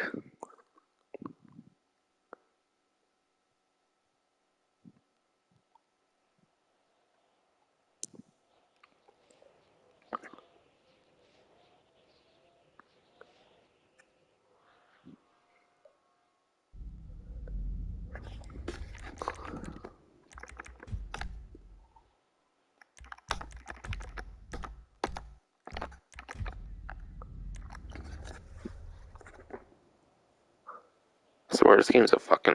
I swear this mode is a fucking superiority kind of mode or some shit. It's like, haha, Franklin's better than everyone. Haha, this fucking mode. Like, of course he's fucking better than everyone, man. He's took down a fucking unit, fucking depository, man. Fuck.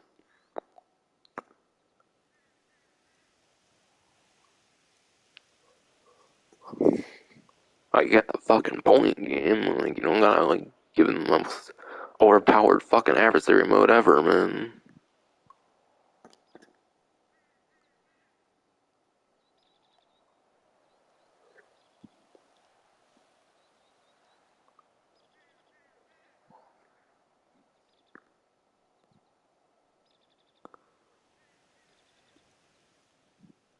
At least that second one was quite fun, though. Not gonna lie.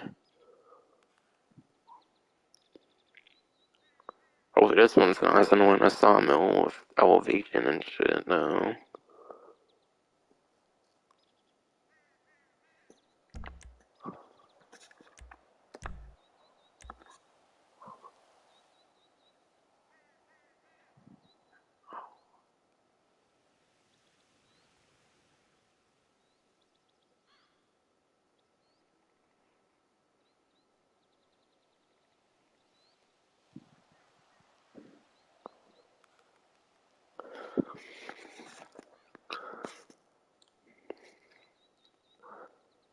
swear to Franklin's overpowered dude with all the fucking assault rifle shit compared to a fucking double barrel. Like, what kind of game mode gives one team close range and then one team far range? I got such fucking bullshit, man.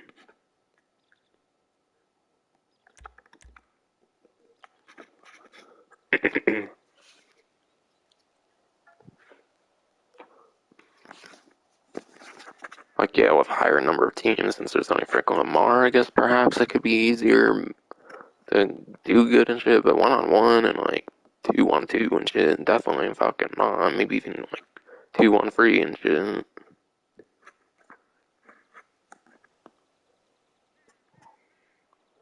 Again, because I'm host, it's probably want to purposely give me attacker or some bullshit. That's what I feel is happening every damn time.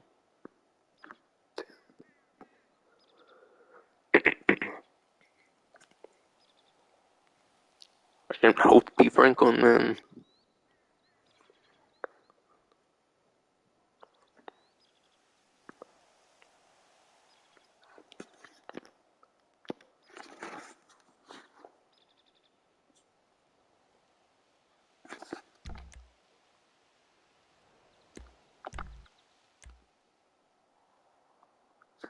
Alright, come on, can't there be at least 3 people one time? Like, god damn it, game.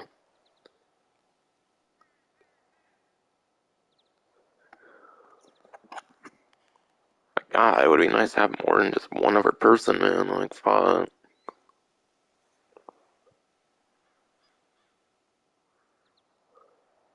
Are you telling me no one's playing this shit right now, or what? Of course. This game won't give me good people and shit, man. God damn it.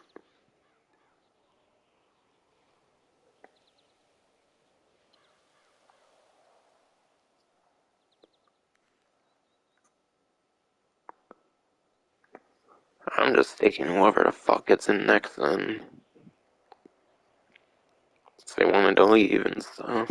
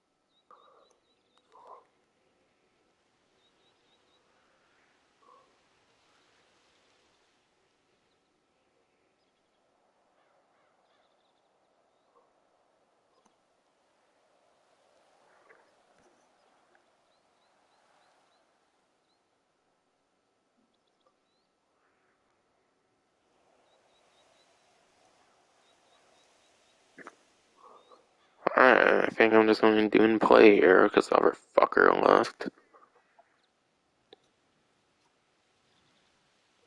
And again, I'll probably give the fucking non-host fucking Franklin like it fucking always does, apparently.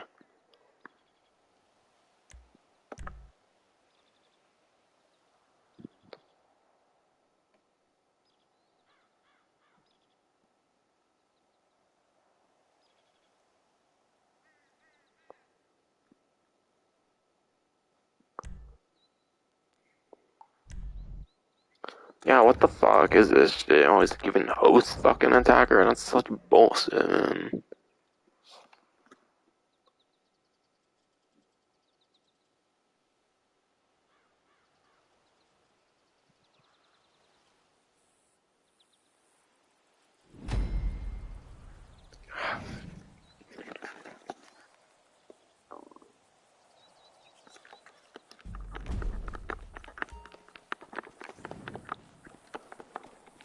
Alright, Camacho here.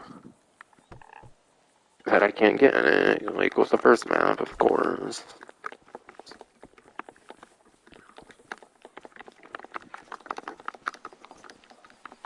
I'm just like a water tower and shit, no, of course.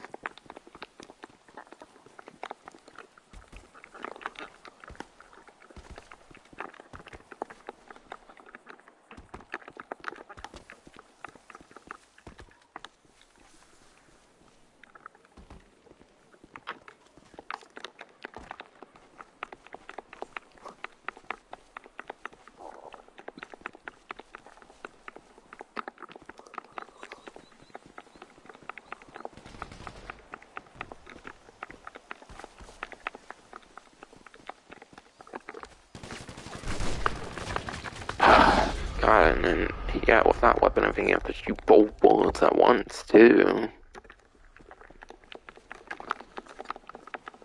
And yeah, again, it's the only fucking option.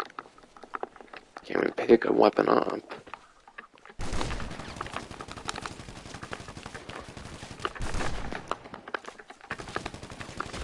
Okay, did I not see blood splatter on his ass? Bro.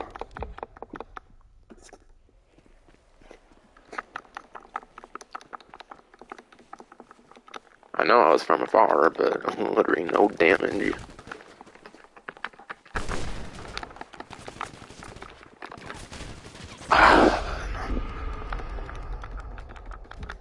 What were they thinking with this mode, man? Like, yeah, with more than 2 fucking people, man, what the fuck? Let's make it even playable with 2 people.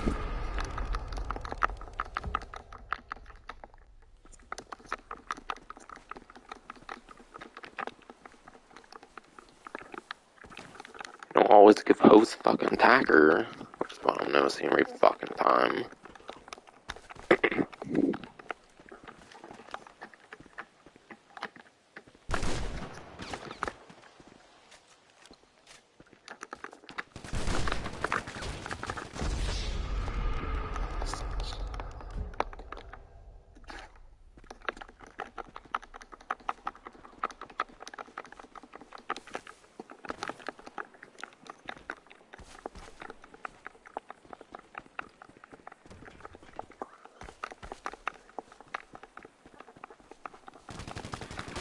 Yeah, and I have no chance to even go to them either, of course, with that close range, since they're on top and shit.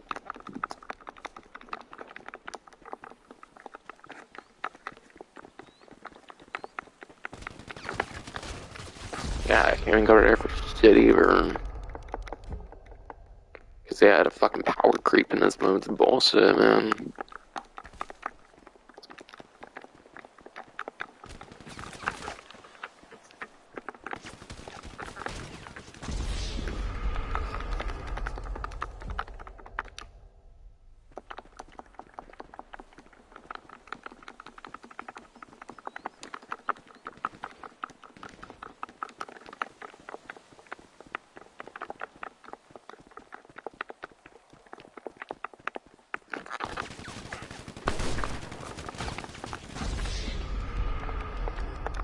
I fucking hate this mode, I'm like, seriously.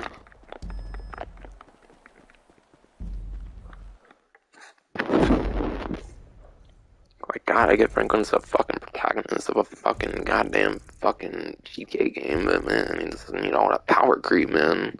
Fuck.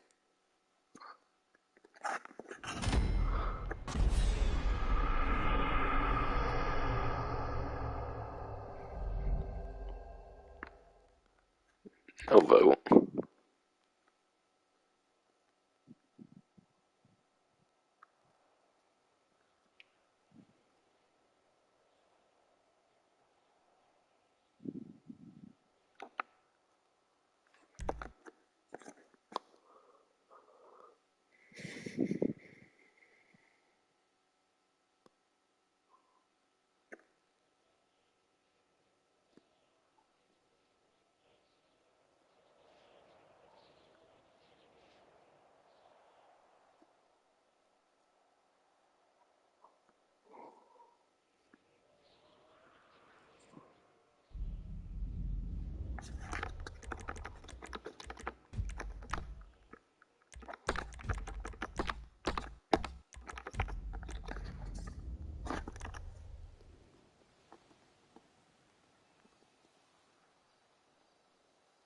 Oh, it's just 5. That's bullshit. I don't want 5.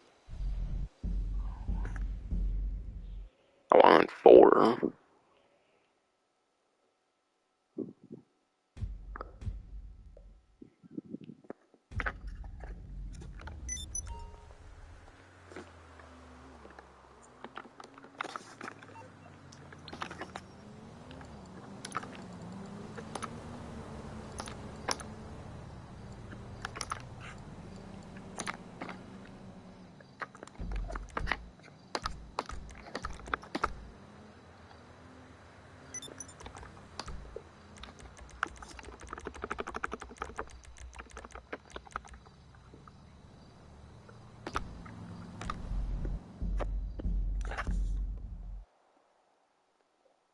Of course, it probably won't automatically take me to another fucking person's. I was trying to look at options, but I couldn't see if there was even a way to make it prioritize other people's fucking shit.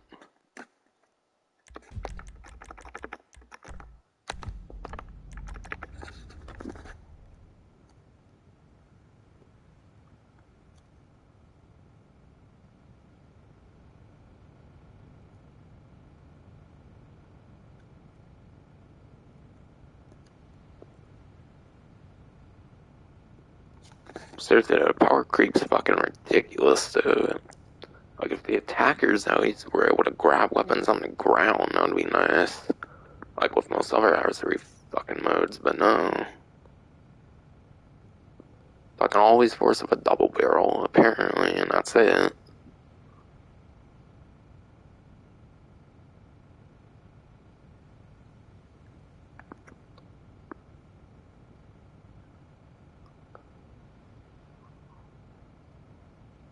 I'll wait the minute again.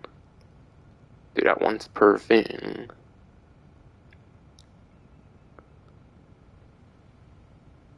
Cool if someone else joins, but I'm not hoping for it, unfortunately.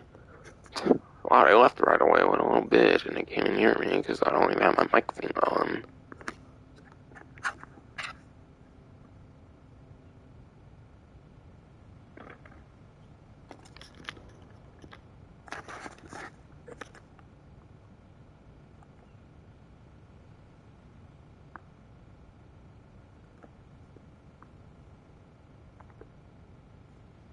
And I guarantee you I'll be an attacker again just because I'm fucking host, it seems.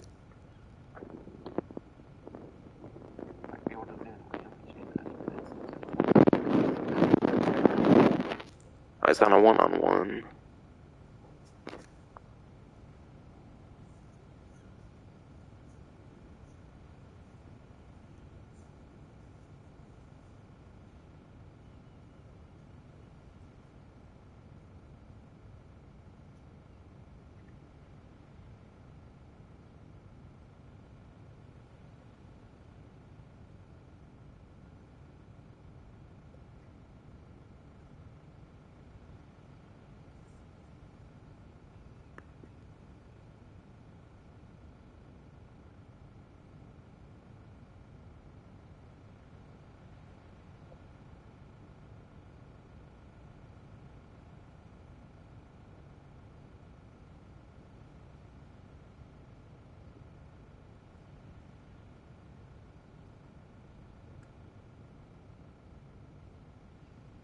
And seriously, like, I wonder what the point is of having those fucking vehicles if you can't even fucking go in them, though.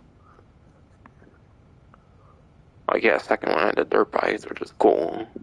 That you kind of had to use and whatnot. But the first and third ones, you can't even go in those fucking vehicles you spawn by, which is stupid. Well, at least then you would be able to possibly get to them.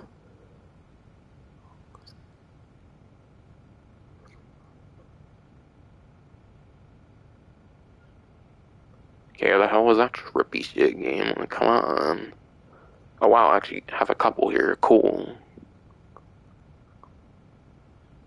Now, if a fourth could join, that'd be nice. Watch it make the two non-host fucking earnings. You get to kick my fucking ass, of course.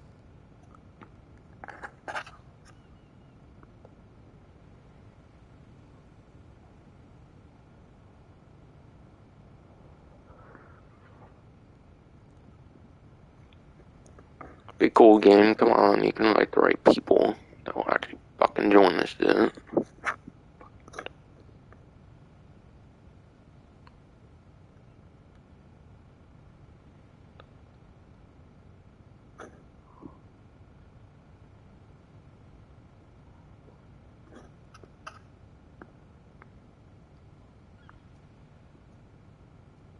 Maybe it'll be one Franklin and then two attackers, I don't fucking know, honestly. One Franklin, two attackers, I don't fucking know, man. Feel that would make the most sense. But watch for even more power creep to like a Franklin and Lamar and one attacker. Alright, yeah, two attackers. And of course I'm an attacker again. Because I'm guessing because it automatically makes host attackers some shit. At least this time I'm not alone.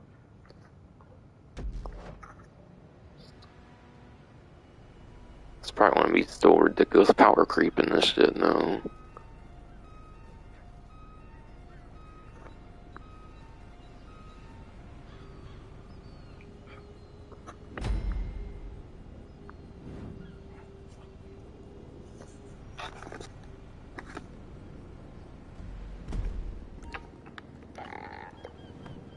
Yeah, what the hell? Come on, it's bullshit.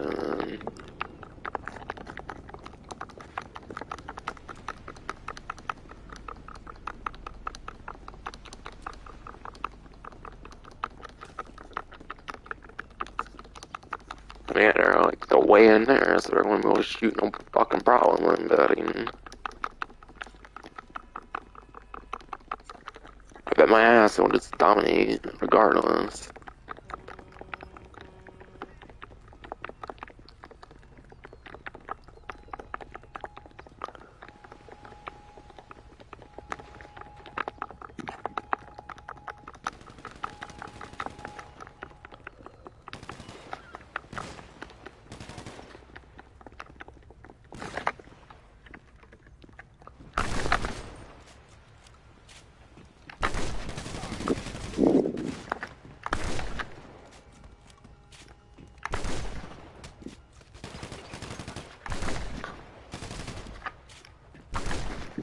Oh wow. That one actually had things to cover against and shit the whole way, I feel.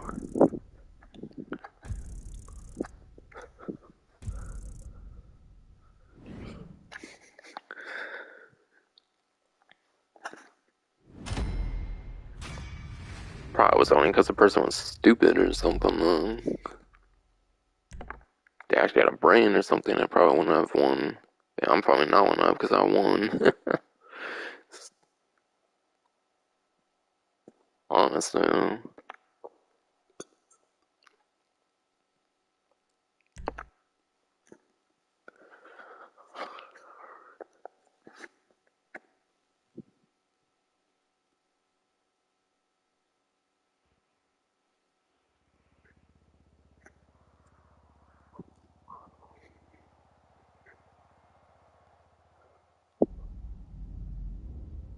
Does Franklin always get to choose the fun?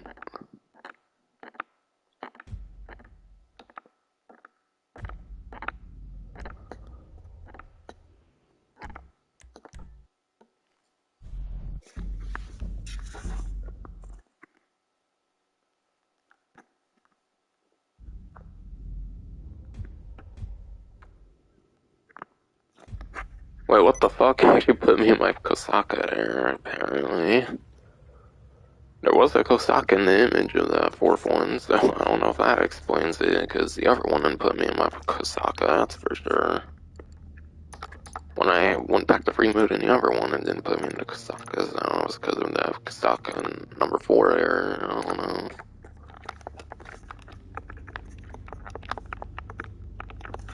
But I don't know, I feel it was just because I was against a low IQ for why I did not so well and shit, I don't fucking know. Maybe since they were distracted against them to go on the side of them and shit. So how I kicked that fucker's ass. Yeah, Yeah, the power creep in the mode and shit's fucking bullshit, no.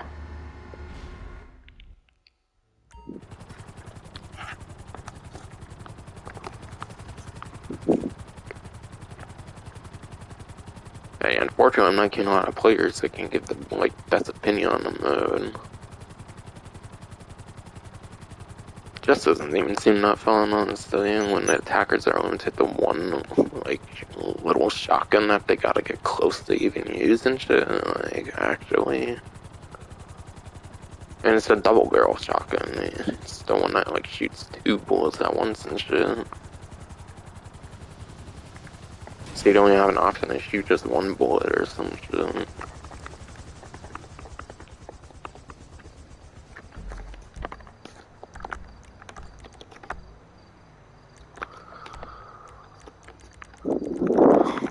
But yeah, I don't know, I'm just not very fond of this mode, putting aside the other stuff with it. Okay, what the hell, game? You know I played Double Down 2 game, but okay. Fucking game's just lying its ass off of claiming I didn't play Double Down 2 with no check mark there and shit.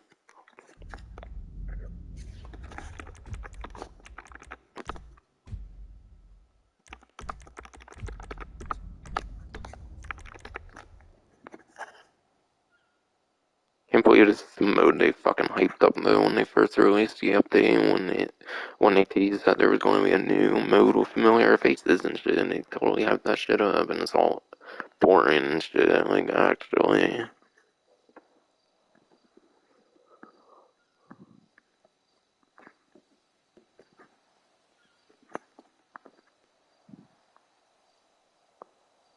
I guess if Franklin Lamar at least give him a little bit of power creep, maybe like an SMG or some shit. If you're giving one team just shotguns and stuff, but like, come on, man. That's fucking overkill with this shit.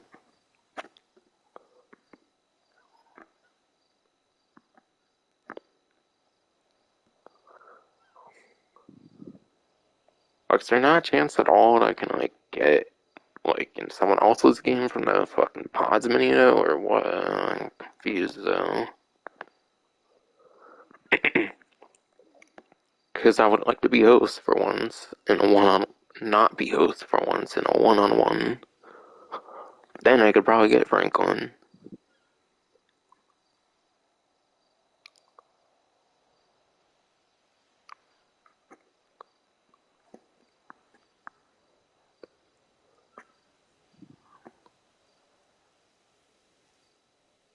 Yeah, that second map's definitely the most fun one so far. I love the reference to, like, CJ and Big Smoke and shit, with that fucking train one, though. That's a cool touch on that one.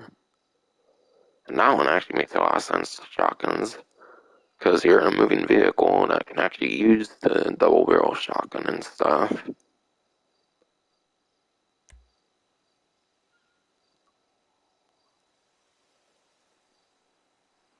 Stuff looks like it could be fun as well, because it showed an oil thingy or whatever.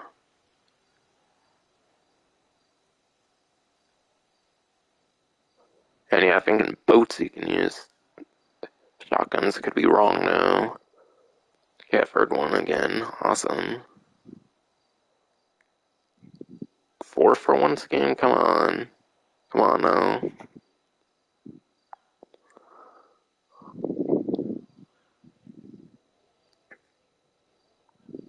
Bro, come on, gaming. Really? Come on, why did someone leave? The fuck? Ah, people are assholes, man. Like, why even join in the first place? We're just gonna leave.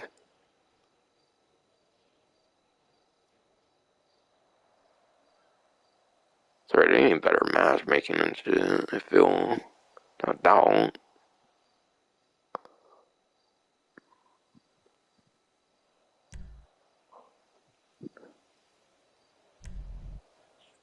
And again, because I'm host, I guess it gave me an attacker.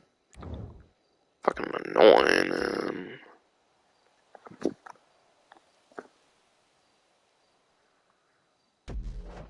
Woo, game day, totally high, huh? Fucking game. In a shitty mode so far. And it seems it's just a copy paste of like 1, 3, 4, and 5. So that's for location. 2 being the only actual fun one, it seems so far. Again, there's a vehicle here, but sure can't do anything with it. Yeah, so I'm doing like the door animation thingy where.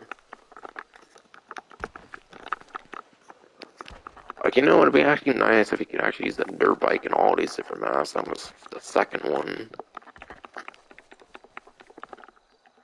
Okay, this is interesting here. Yeah, it is the cable car building, looks like. Oh, and they're paused and stuff, bro. Honestly, I wouldn't even care much if they leave, because, I don't know. This mode is kind of bullshit, like I mentioned.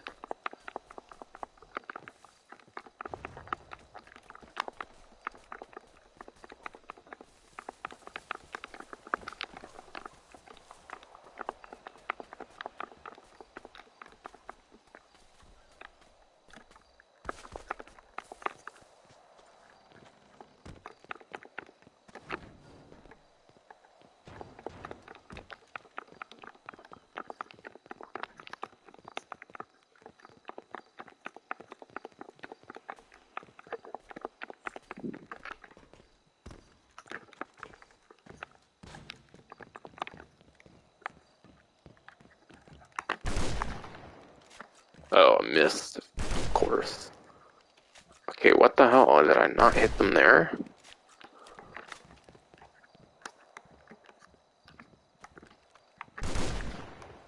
I can't even shoot for shit much because of the fence, apparently. Fucking good game design game.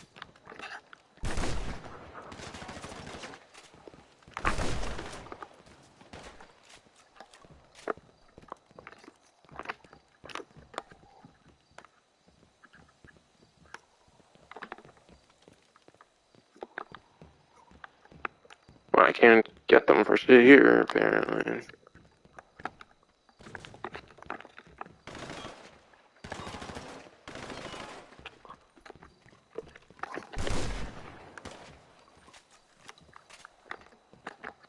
Yeah, that stupid little dinky fence just gets to completely stop me from shooting. What the hell? Again, double barrel shotgun's the only option if there were one that could somehow shoot better. Or maybe covering against it would let me shoot better, I don't know. Except I can't cover against that actually. I've tried it.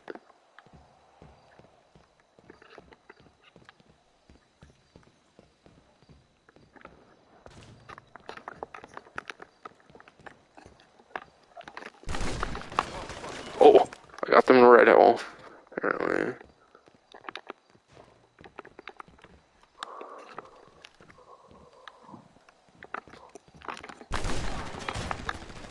Okay, I got them a little bit there too, insane. Through defense.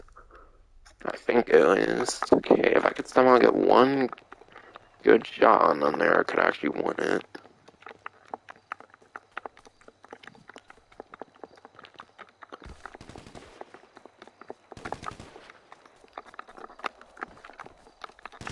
Oh!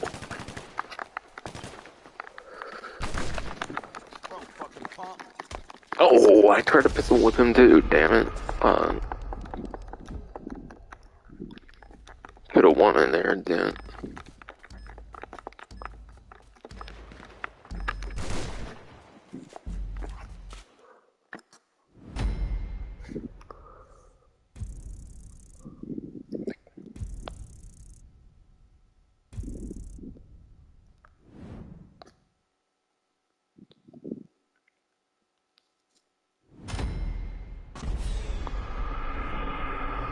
Again, that's probably only because I got lucky. I got the dude that much, even. Because they were, like, high up. They could have stopped me the whole time. And whoops, I didn't mean the thumbs up there, apparently. I don't even have 6 on here. The fuck. It's the one I want to play.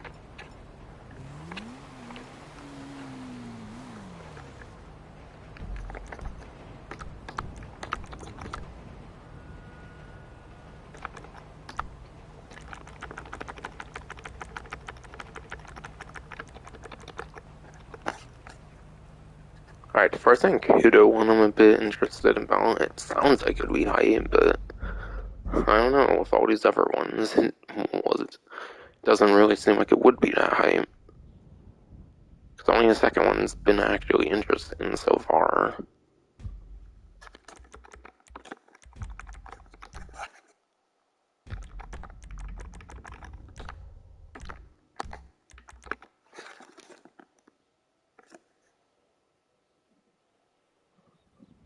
It'd be cool if you could play against Franklin and Lamar AI, though, like, actually, no.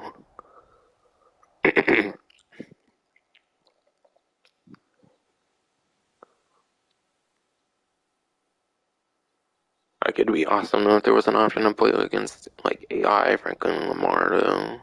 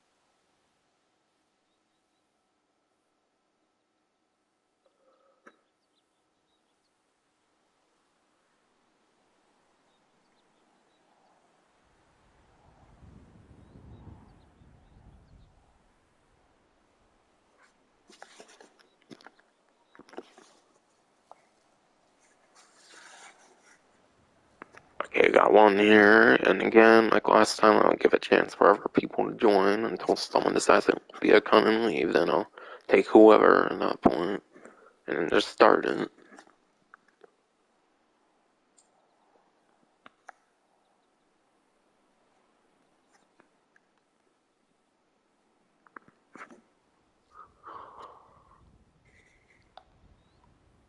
Like, come on, people, man, it's Fort fucking Zancudo, man, what else y'all want, man? I'm hoping this one has an interesting twist to it, like the second one, but knowing Rockstar, probably won't. Like, there's a cool, like, there's a Titan on the map, on that screenshot thing, but doesn't necessarily mean much. Because there was a Kosaka in the fourth one, and that one was just a boring one, like the other one, the size for two. I feel 7 might be a fun one with that oil thing in the sea or something.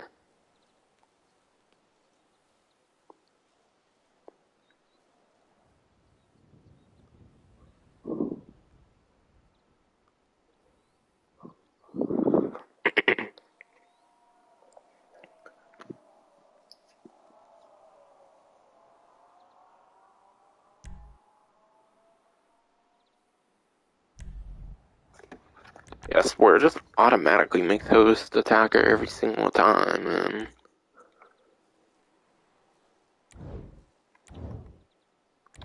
I wouldn't even doubt they make fucking Franklin the first, like, person that's not host that joins. Okay, I'll join this. I guess then. Whoops. Okay, that was interesting. I'm not sure why he joined that team, but hey, I'll take it.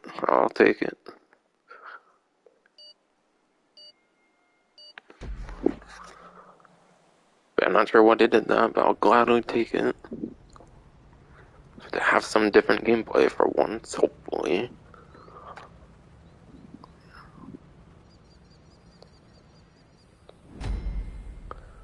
Okay, special carbine, I'm guessing. Or something. Like, yeah, that's totally fair. Oh my god, he has all kinds of Mark II shit on here, apparently. What the fuck? Proximity and Molotovs. Few grenades, even? Holy hell. Incendiary rounds on SNS pistol. Okay. Oh, whoa. How did it get here already? Oh, this fast, apparently.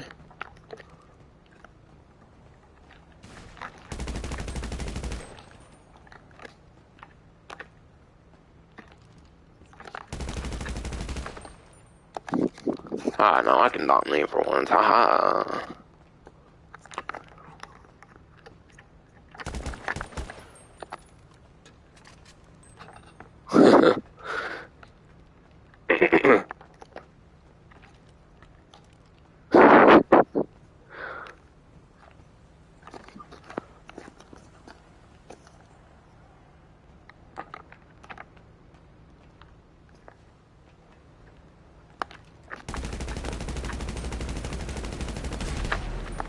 Oh, interesting.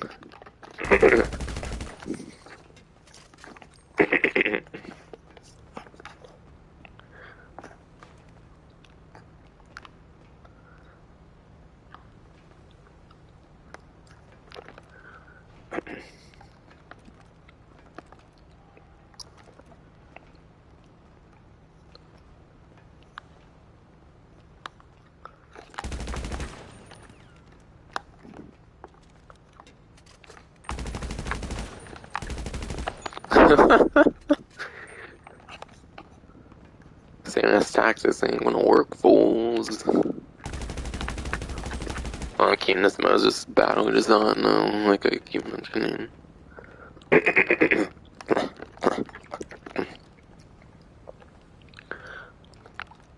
don't wanna fuck around with this pistol, honestly.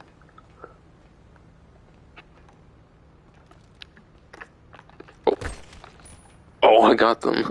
And they actually went on fire there, because it's not a guarantee like it is if the heavy revolver Mark II, I don't think. Yeah, I personally left because yeah, this mode's unfair. I don't blame him, honestly.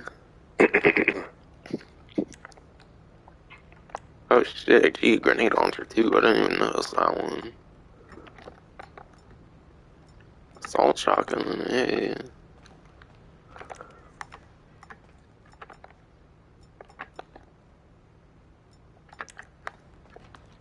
Jesus Christ, Franklin's so compared to the attackers, though. Like, it's ridiculous, though. Like, I get they're supposed to have power creep, Franklin Lamar, but still, it could give a better weapon to the fucking attackers. I wouldn't mind that at all. As long as there's, like, some kind of power creep, not, like, a ridiculous amount, though.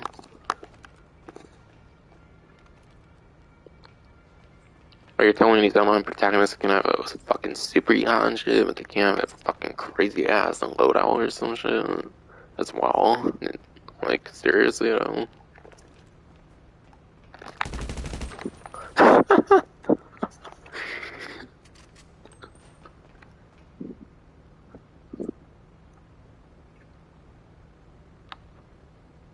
Swear they literally just poked their head out for a second and just fucking annihilated them, though.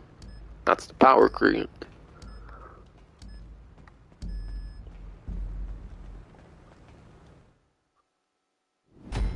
Beats being on the other side of it, no, at least for once.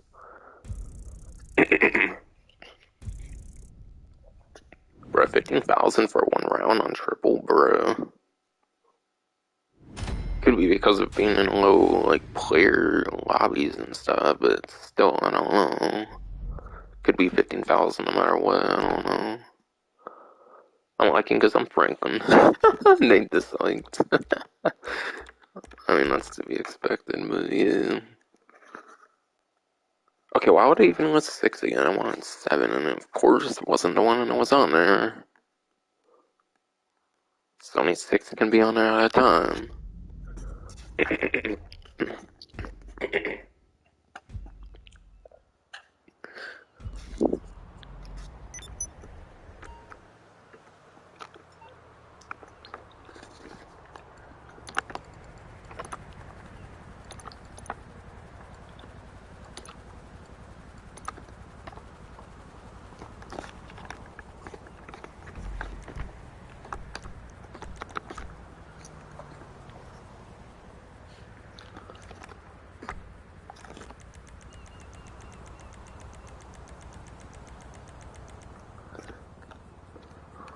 But yeah, I'm having kind of high hopes for Double Down 7 since it does have like the oil kind of thing there, which isn't normally like in there. So I'm hoping that this one has like boats and stuff they have to get over there to try to kill Franklin Lamar with. So I'm hoping this one has like a fun, unique gimmick like the second one had. But I'm not really sure that'll be the case. Okay, what the fuck? You're telling me the funnest one so far is the lowest rating. That's weird. Maybe it's the only one people are playing and are hating on. I don't know. And then this 7 one seems to be one of the least rated as well, apparently.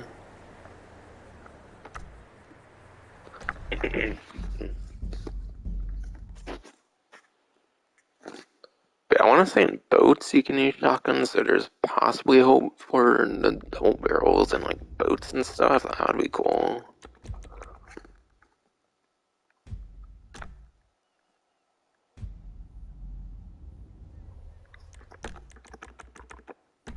That's what I'm hoping for, at least, is that like you have to use like sea sharks or some shit with the double barrel shotguns or something. But I don't know, knowing Rockstar, probably not.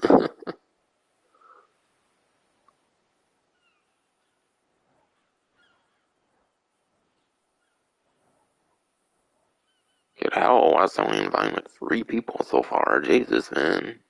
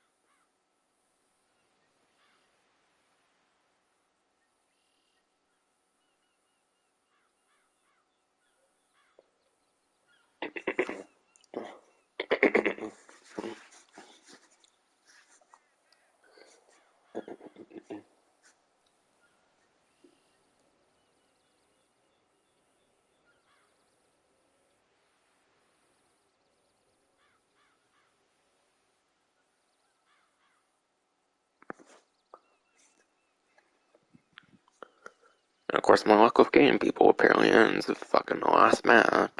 How ironic.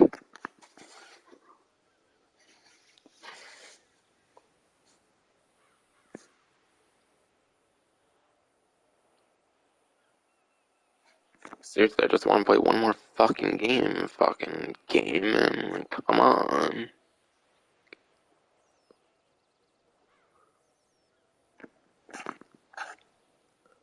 Yeah, I'm really hoping this one has like an interesting twist like that second one though.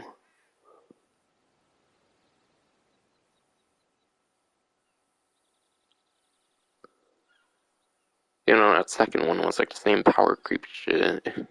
At least I felt there was a good chance in that one.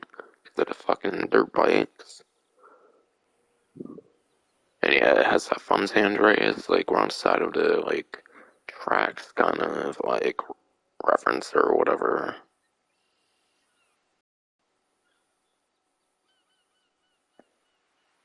Alright, I don't know if I want to time the way if I want to like chance someone leaving though. I probably will give it a chance at least, and then if that happens, then I'll just take the one person that wants to join later. Hopefully.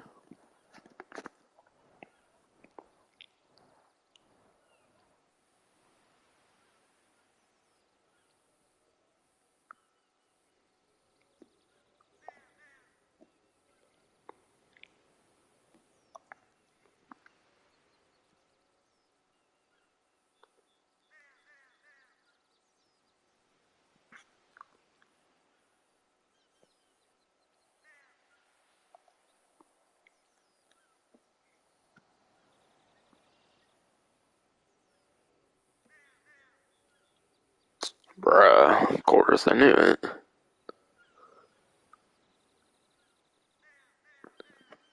I knew with all the time I had to wait for that one.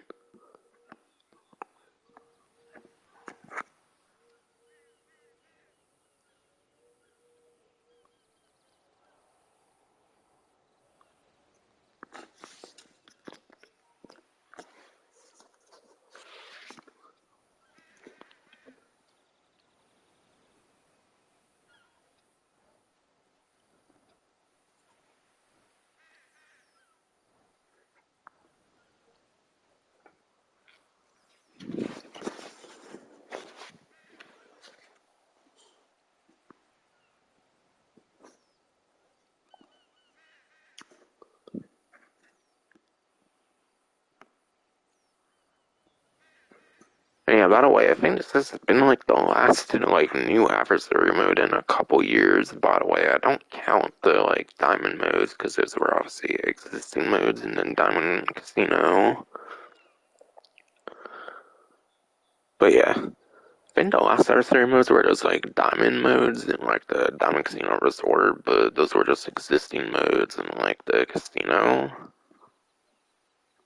So I don't really necessarily count those as new. God, I want to say the last like new adversary mode before this was like maybe back during like after hours back in like mid 2016 or something, and even not mid 2016 but mid 2018. And I think those are like remix modes that are like existing modes but like remix versions, even not to mention. I feel this is the first new like adversary mode in like the longest time ever though, like a full blown new adversary mode. I mean.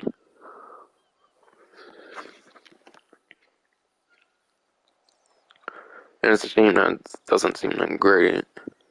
Just power creep seems ridiculous. It's like they forgot how to make good adversary modes since they stopped like making a crazy ass amount of adversary modes like they used to back in the day. Yeah, something I completely forgot to mention is it's been a while since like a new adversary mode was even much of a thing even.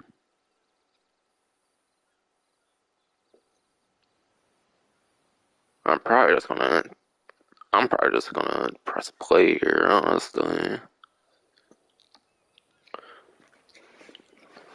I don't want another fucker leaving.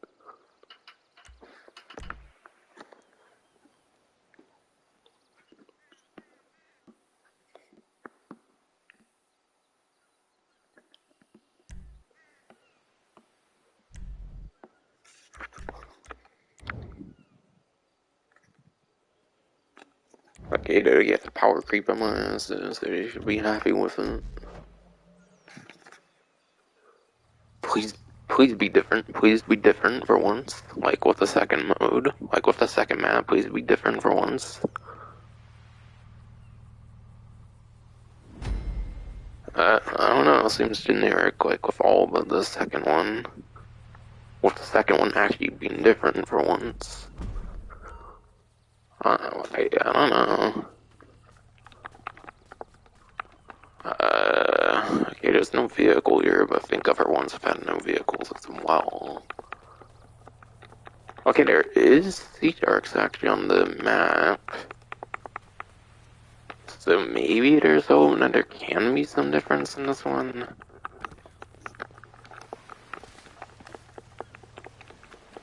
Wait, did I forget to change the amount of rounds? I forget.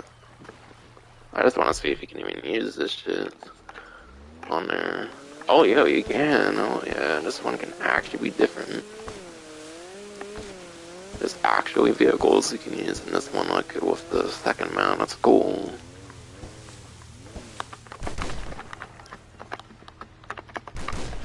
What the hell was that lag on my screen? I thought. Of course, they're all on the ground, making it all boring and stale and shit again. Wait, they commit suicide? What the fuck? Guess they got bored, I guess. Weird. But at least it looks like that one's actually slightly different. Doesn't force you on the sea sharks, unfortunately. Like the other one forced the dirt bikes. So it's kind of same old, like with most of the maps, but yeah. I actually kind of like that one because of that. Or actually, wait. Two.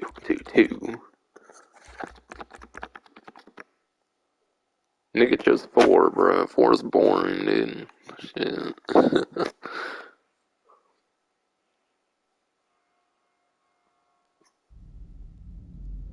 Why does it always choose the host?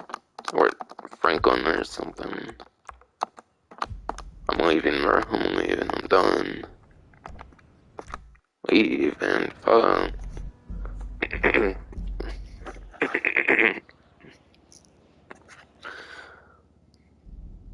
Yeah, I was boring. He fucking just committed suicide there. But that one actually felt a bit different, and again, it spawned me into Kasaka for some reason. I don't know why. See, it just spawns like wherever the Corona is.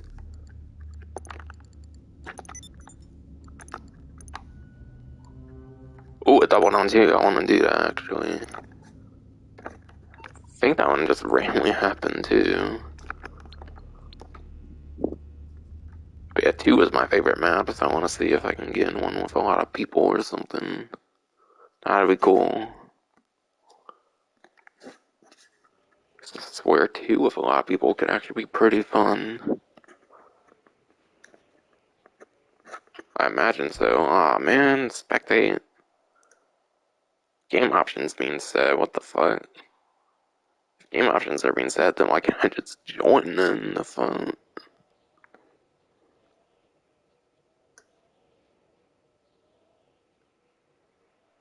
Someone left, apparently. Was it just being wonky because I accepted into Kasaka or something? I don't get it.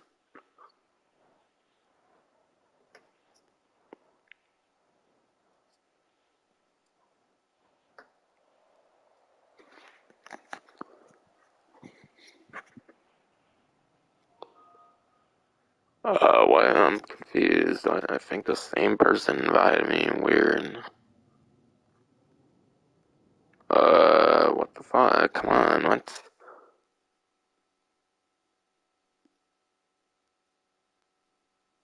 Hey, why didn't invite me if I'm able to just be in here? What? Or what's that? Someone not even in this mode? I'm hoping there's another round, man.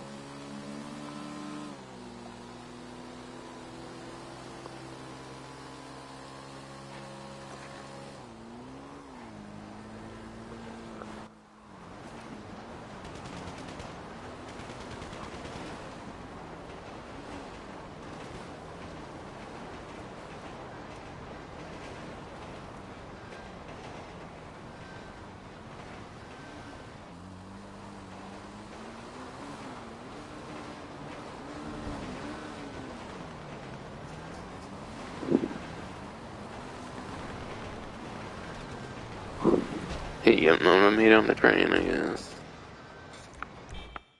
I want to spectate Red, man. I want to spectate Franklin, man.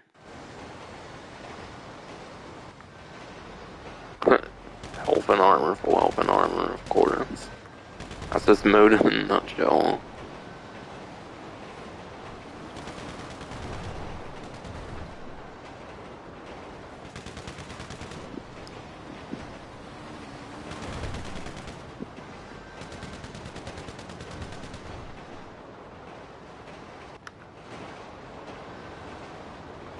I don't know, Franklin gameplay's a bit boring, not gonna lie.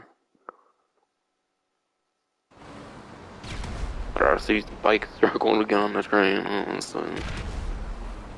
Yeah, I'm just watching this, honestly, in hope of there being another, like, round or something. Oh, wow, I pressed the bike, I think, there, and almost actually made it on.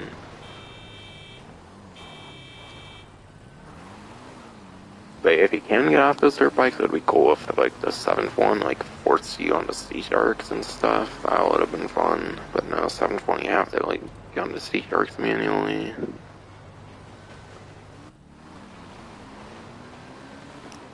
It's like, man, 7 could have been a number 2, kind of. Maybe it still could be, I don't know.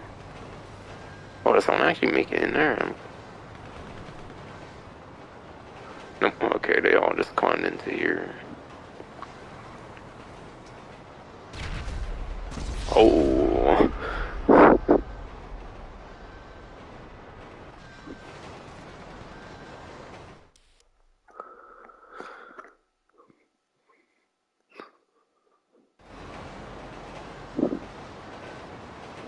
What the hell? I know what's their name, Purple, all of a sudden, the phone.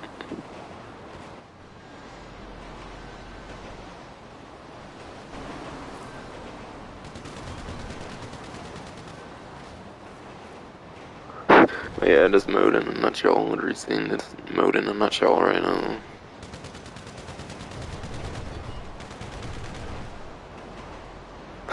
That's the typical shit with this mode. You know, hit Franklin once and then he just absolutely spray and praise the other team. When I noticed even with 4, still no Lamar, so I mean there needs to be at least like half the people in there before Lamar can be in there. So I mean, like once there's like 6 people Lamar can get in, I don't know.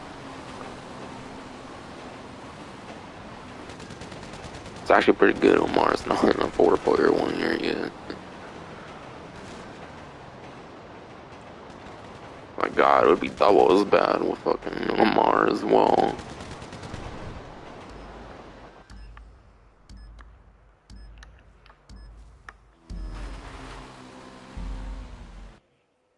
Please be another round. Please be another round.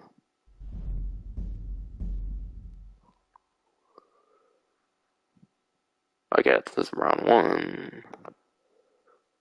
Doesn't necessarily seem to be over yet. Wait, wait, what? Wait, my character had a Franklin icon, I think. Yo, if I'm actually Franklin, yo, that'd be awesome.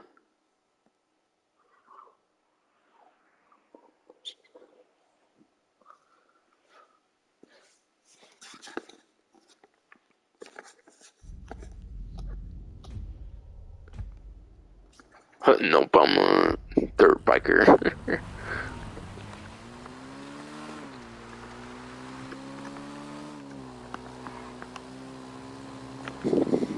Yeah, this one definitely has a lot of potential, I think, and that won't compare to the rest of the map.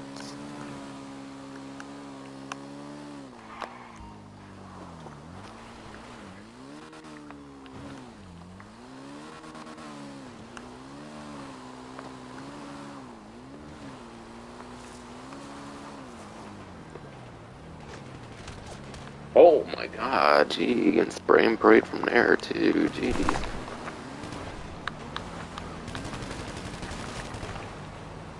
Shit. Oh, I actually got him a little bit, okay. Another little bit too. Oh! Oh damn, my bike might have made it in. I think my bike might be in there. Holy shit. Yeah, my bike might just be in there. I'm not sure. It'd be awesome to do it better than CJ Stun here or some shit.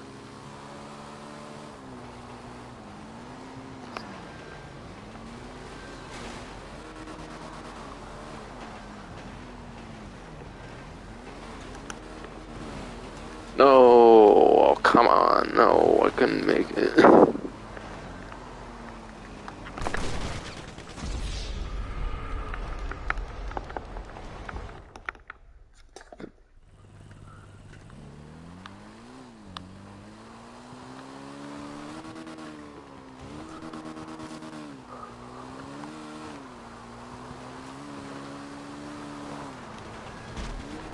Oh, okay.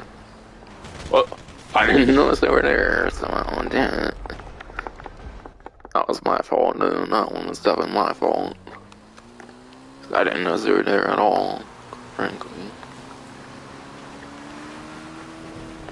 Oh. Come on. Oh, okay.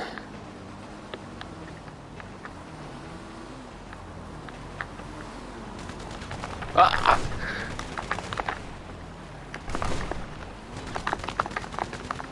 Gee, my character can't even shoot that way, it seems, apparently. Jesus, man. In real life, I could, I bet.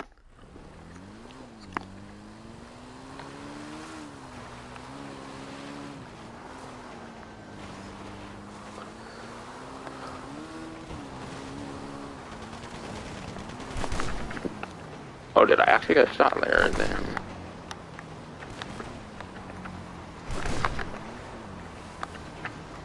Oh, damn. See, one time, of course. That's basically this whole game mode here.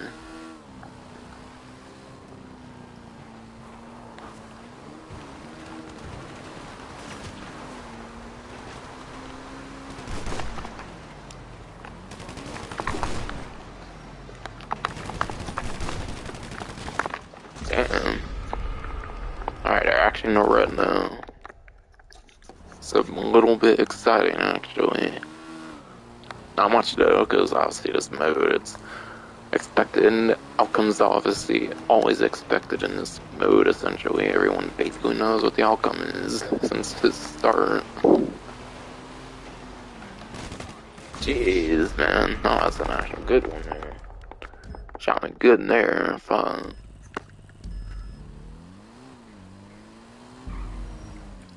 Myself 10 people would be exciting though, I bet. Yeah, I made one round, nice. That was cool. Alright. Gee, a little over 3 hours on the stream now, Jesus, man. Oh, it was like when it's doubled down, I feel, and in the lobbies and stuff, of course. Honestly, I low-key like this one though, even when I'm being into attacking teams, so I'm liking it.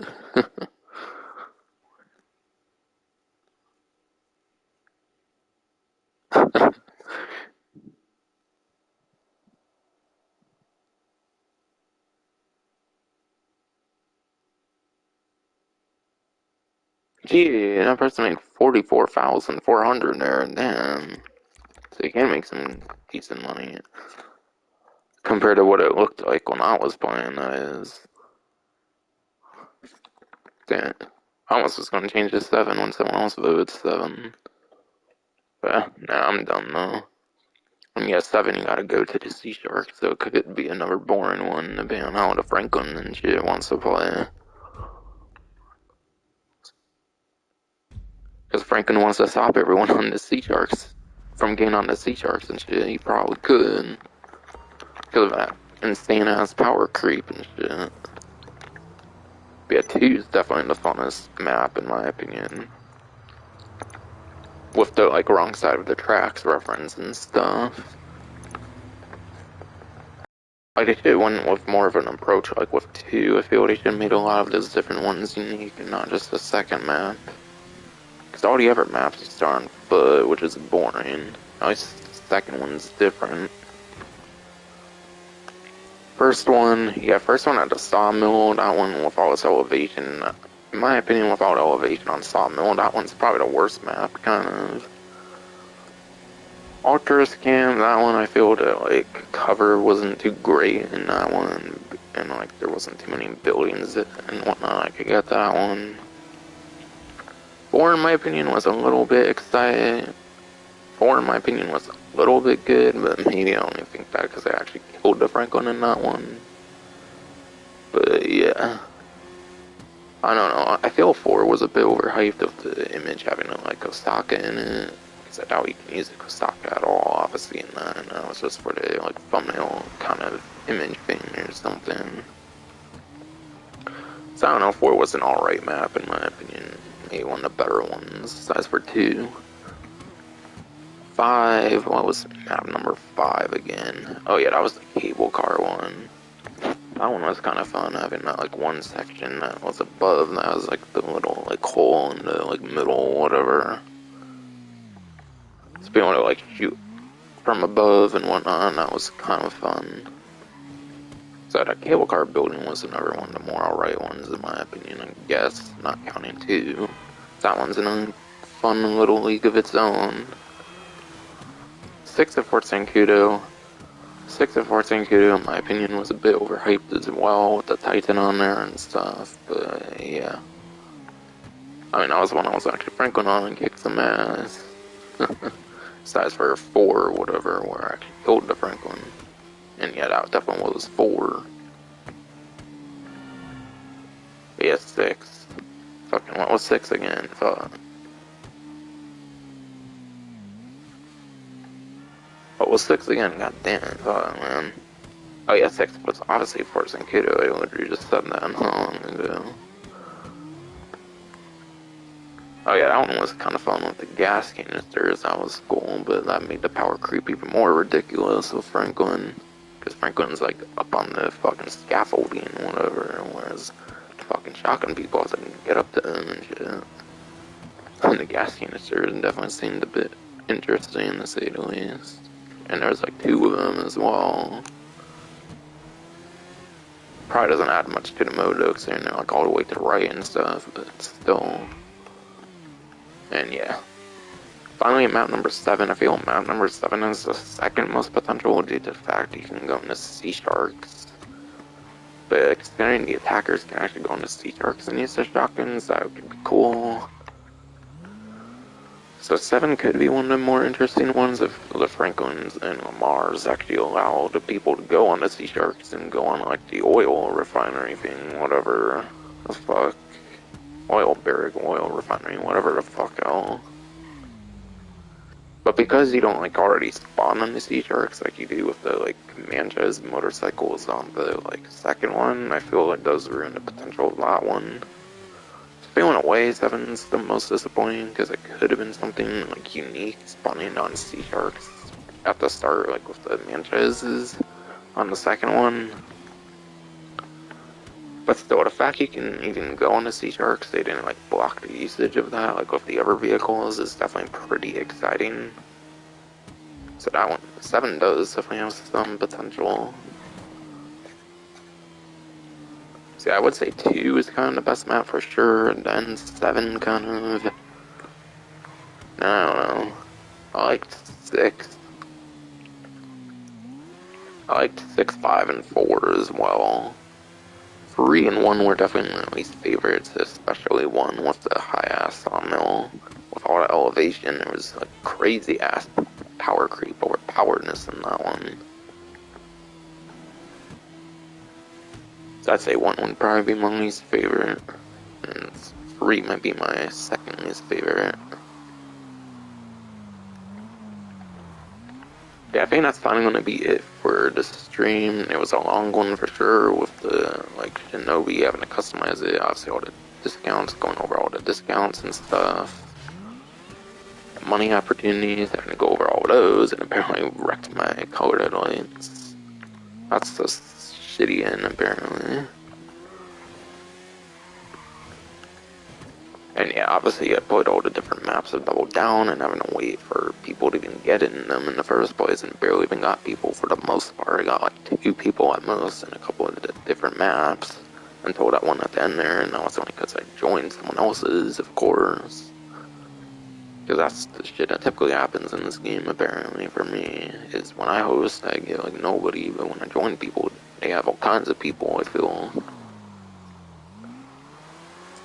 But yeah, that's finally be it for this stream. Hope you enjoyed.